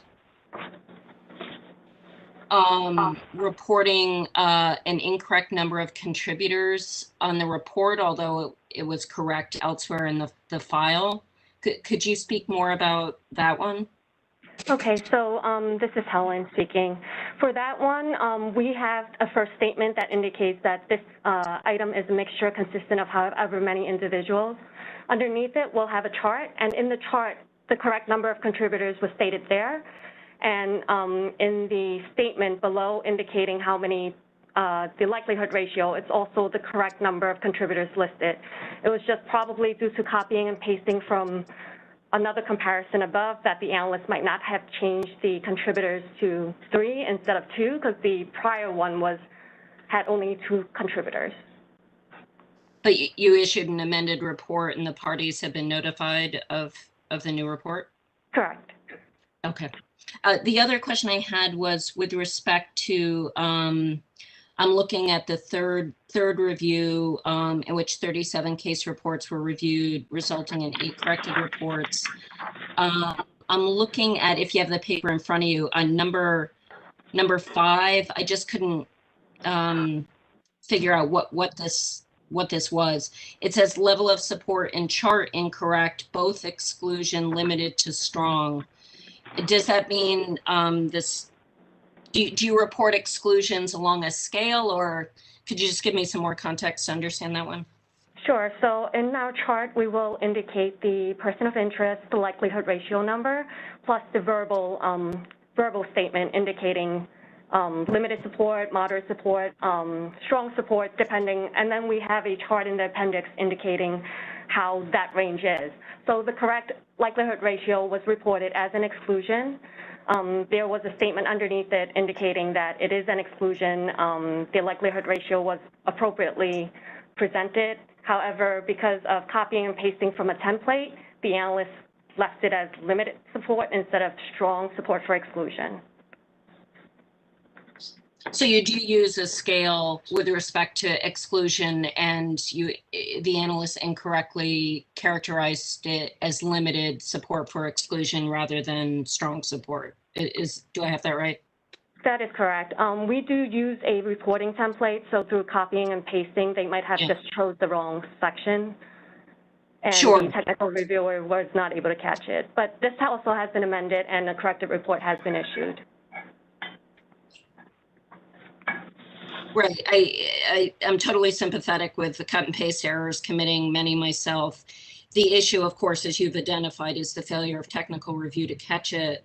But also just, as an attorney, right, when we get reports, I mean, that could have a real impact on the interpretation of the results. If, someone, a client or an attorney, to read the report and see that an exclusion is only limited, that could affect how these forensic results are understood.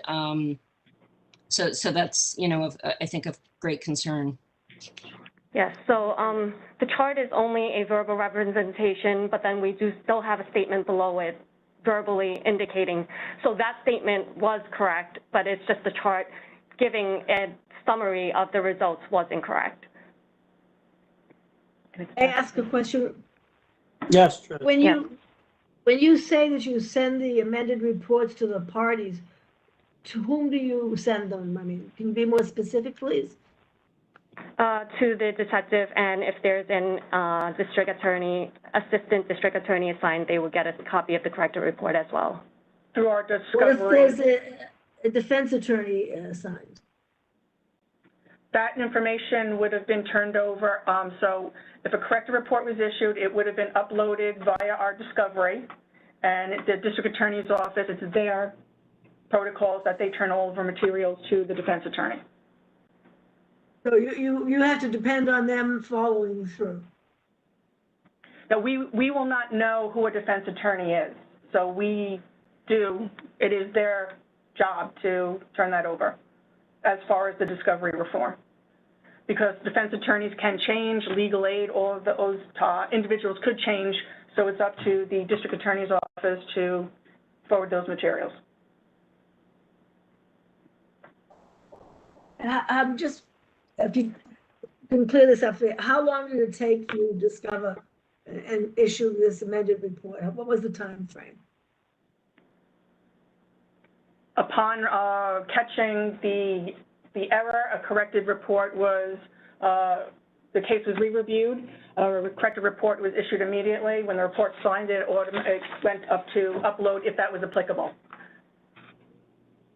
I didn't phrase my question correctly. The district attorney got the first report, what date, and then what date was the DA sent the second report, the amended report? So a lot of these have different date ranges. Some of them. Are we talking a week, 2 weeks, 2 months, 6 months? That's what I'm trying to get a sense of. So some of these reports that were reviewed were back in 2020. So I think the earliest one may be in September. And once we discovered it during this review, then we made the corrected reports and released them.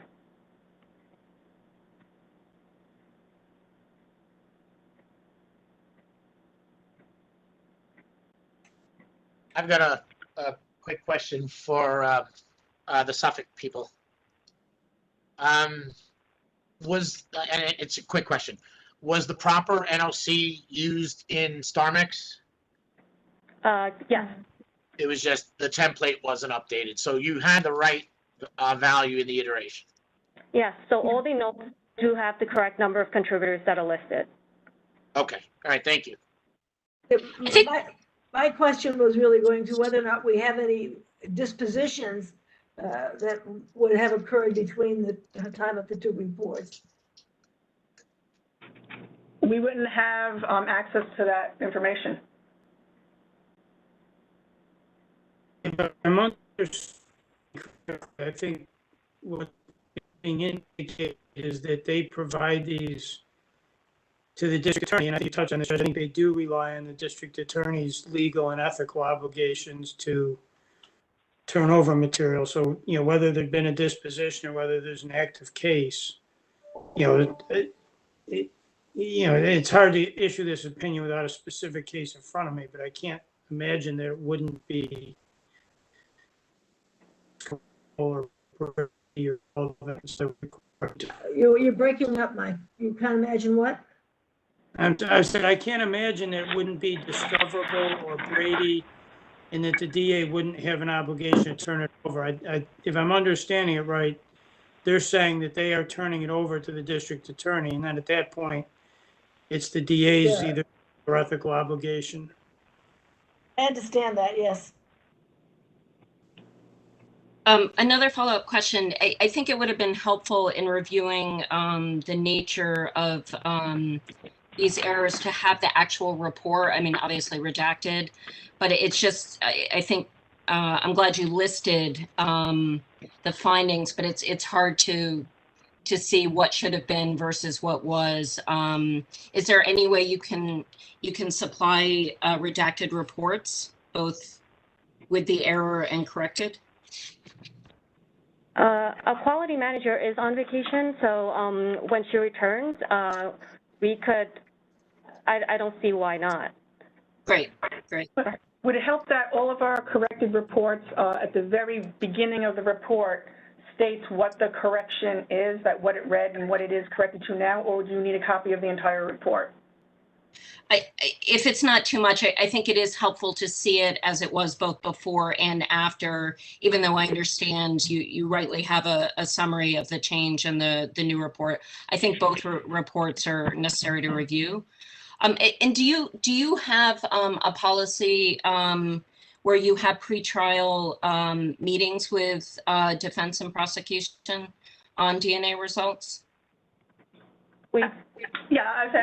Out of the request of the defense attorney, we've never denied them. So if a request was made, we would meet with them. Okay, and you would be able to explain or go over, you know, these errors. Correct. Yes.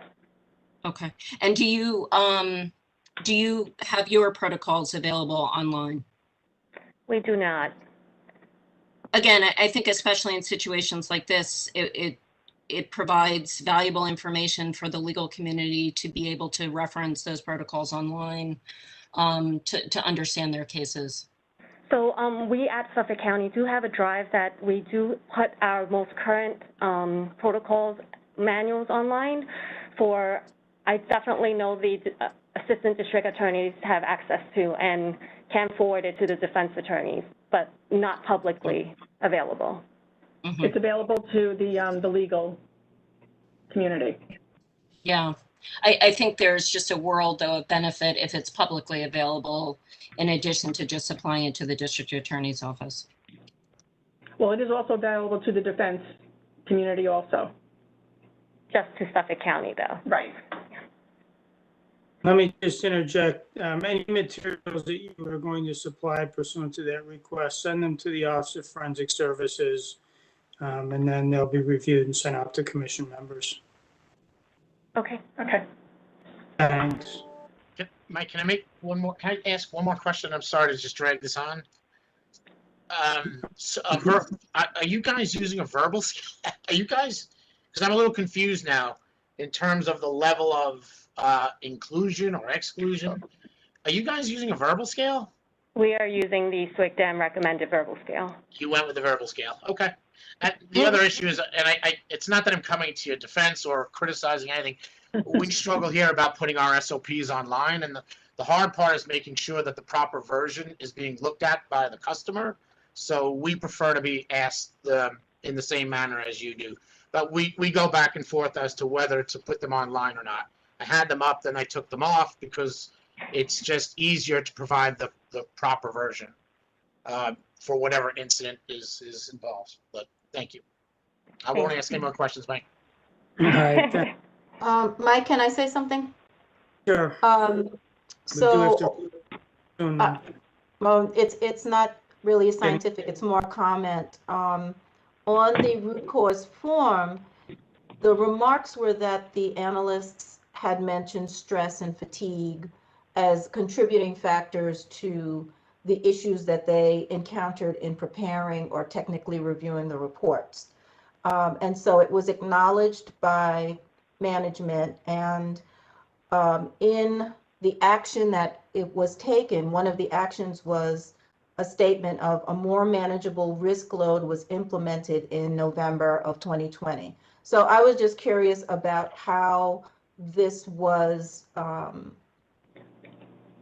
how the manageable risk load was determined to assist in helping staff be able to do their task in a, more effective fashion. I can answer that. This is Diane. So as a supervisor, we had a meeting and we went around the room and everyone came up with a number that they felt was more manageable. This will be cases that I assign them. Unfortunately, due to the sexual assault kit mandate, I can't hold back on those cases. So there will be times when we go above those comfortable levels, or because of the discovery reform law, that if a case is going to trial, it needs to be done in X amount of time. So there's always fluctuation. We're really, there's 7 analysts at the bench, and these analysts are also wearing multiple hats. Our CODIS administrator, the alternate, the quality person. So all of these are contributing factors. I can absolutely say that management took this seriously, and we're working together on it. I can relate, and I appreciate the effort that you took to try to address the issue. Thank you. Thank you. All right, the next item we have is Suffolk County Office of the Medical Examiner Forensic Toxicology Laboratory. This is a closure of a nonconformance that had been previously reported to us. Any questions with regard to this item? All right, that ends the open session portion of our agenda. We do have an item or items for executive session. So do I have a motion to go into executive session to discuss matters relating to a current investigation or matters that may lead to the appointment, promotion, demotion, discipline, or suspension of a particular person? So moved. Do I have a second? Judge, thank you. And again, we have to do the roll call vote. Dr. Buffalino? Aye. Ms. DeCastro? Aye. Dr. Dooley? Aye. Mr. Fitzpatrick has left us. He did have another commitment. Ms. Goldthwait? Aye. Judge Molly? Aye. Dr. Marciano? Aye. Dr. O'Neill? Aye. Mr. Osterer? Aye. Dr. Willie? Yes. And I vote yes as well. So we will be in executive session. If you're not a commission member or staff, you will be somehow excluded from this part of the meeting. So why don't we take just a 5-minute break since we've been going for about 3.5 hours now. And we'll start up again in executive session in about 5 minutes.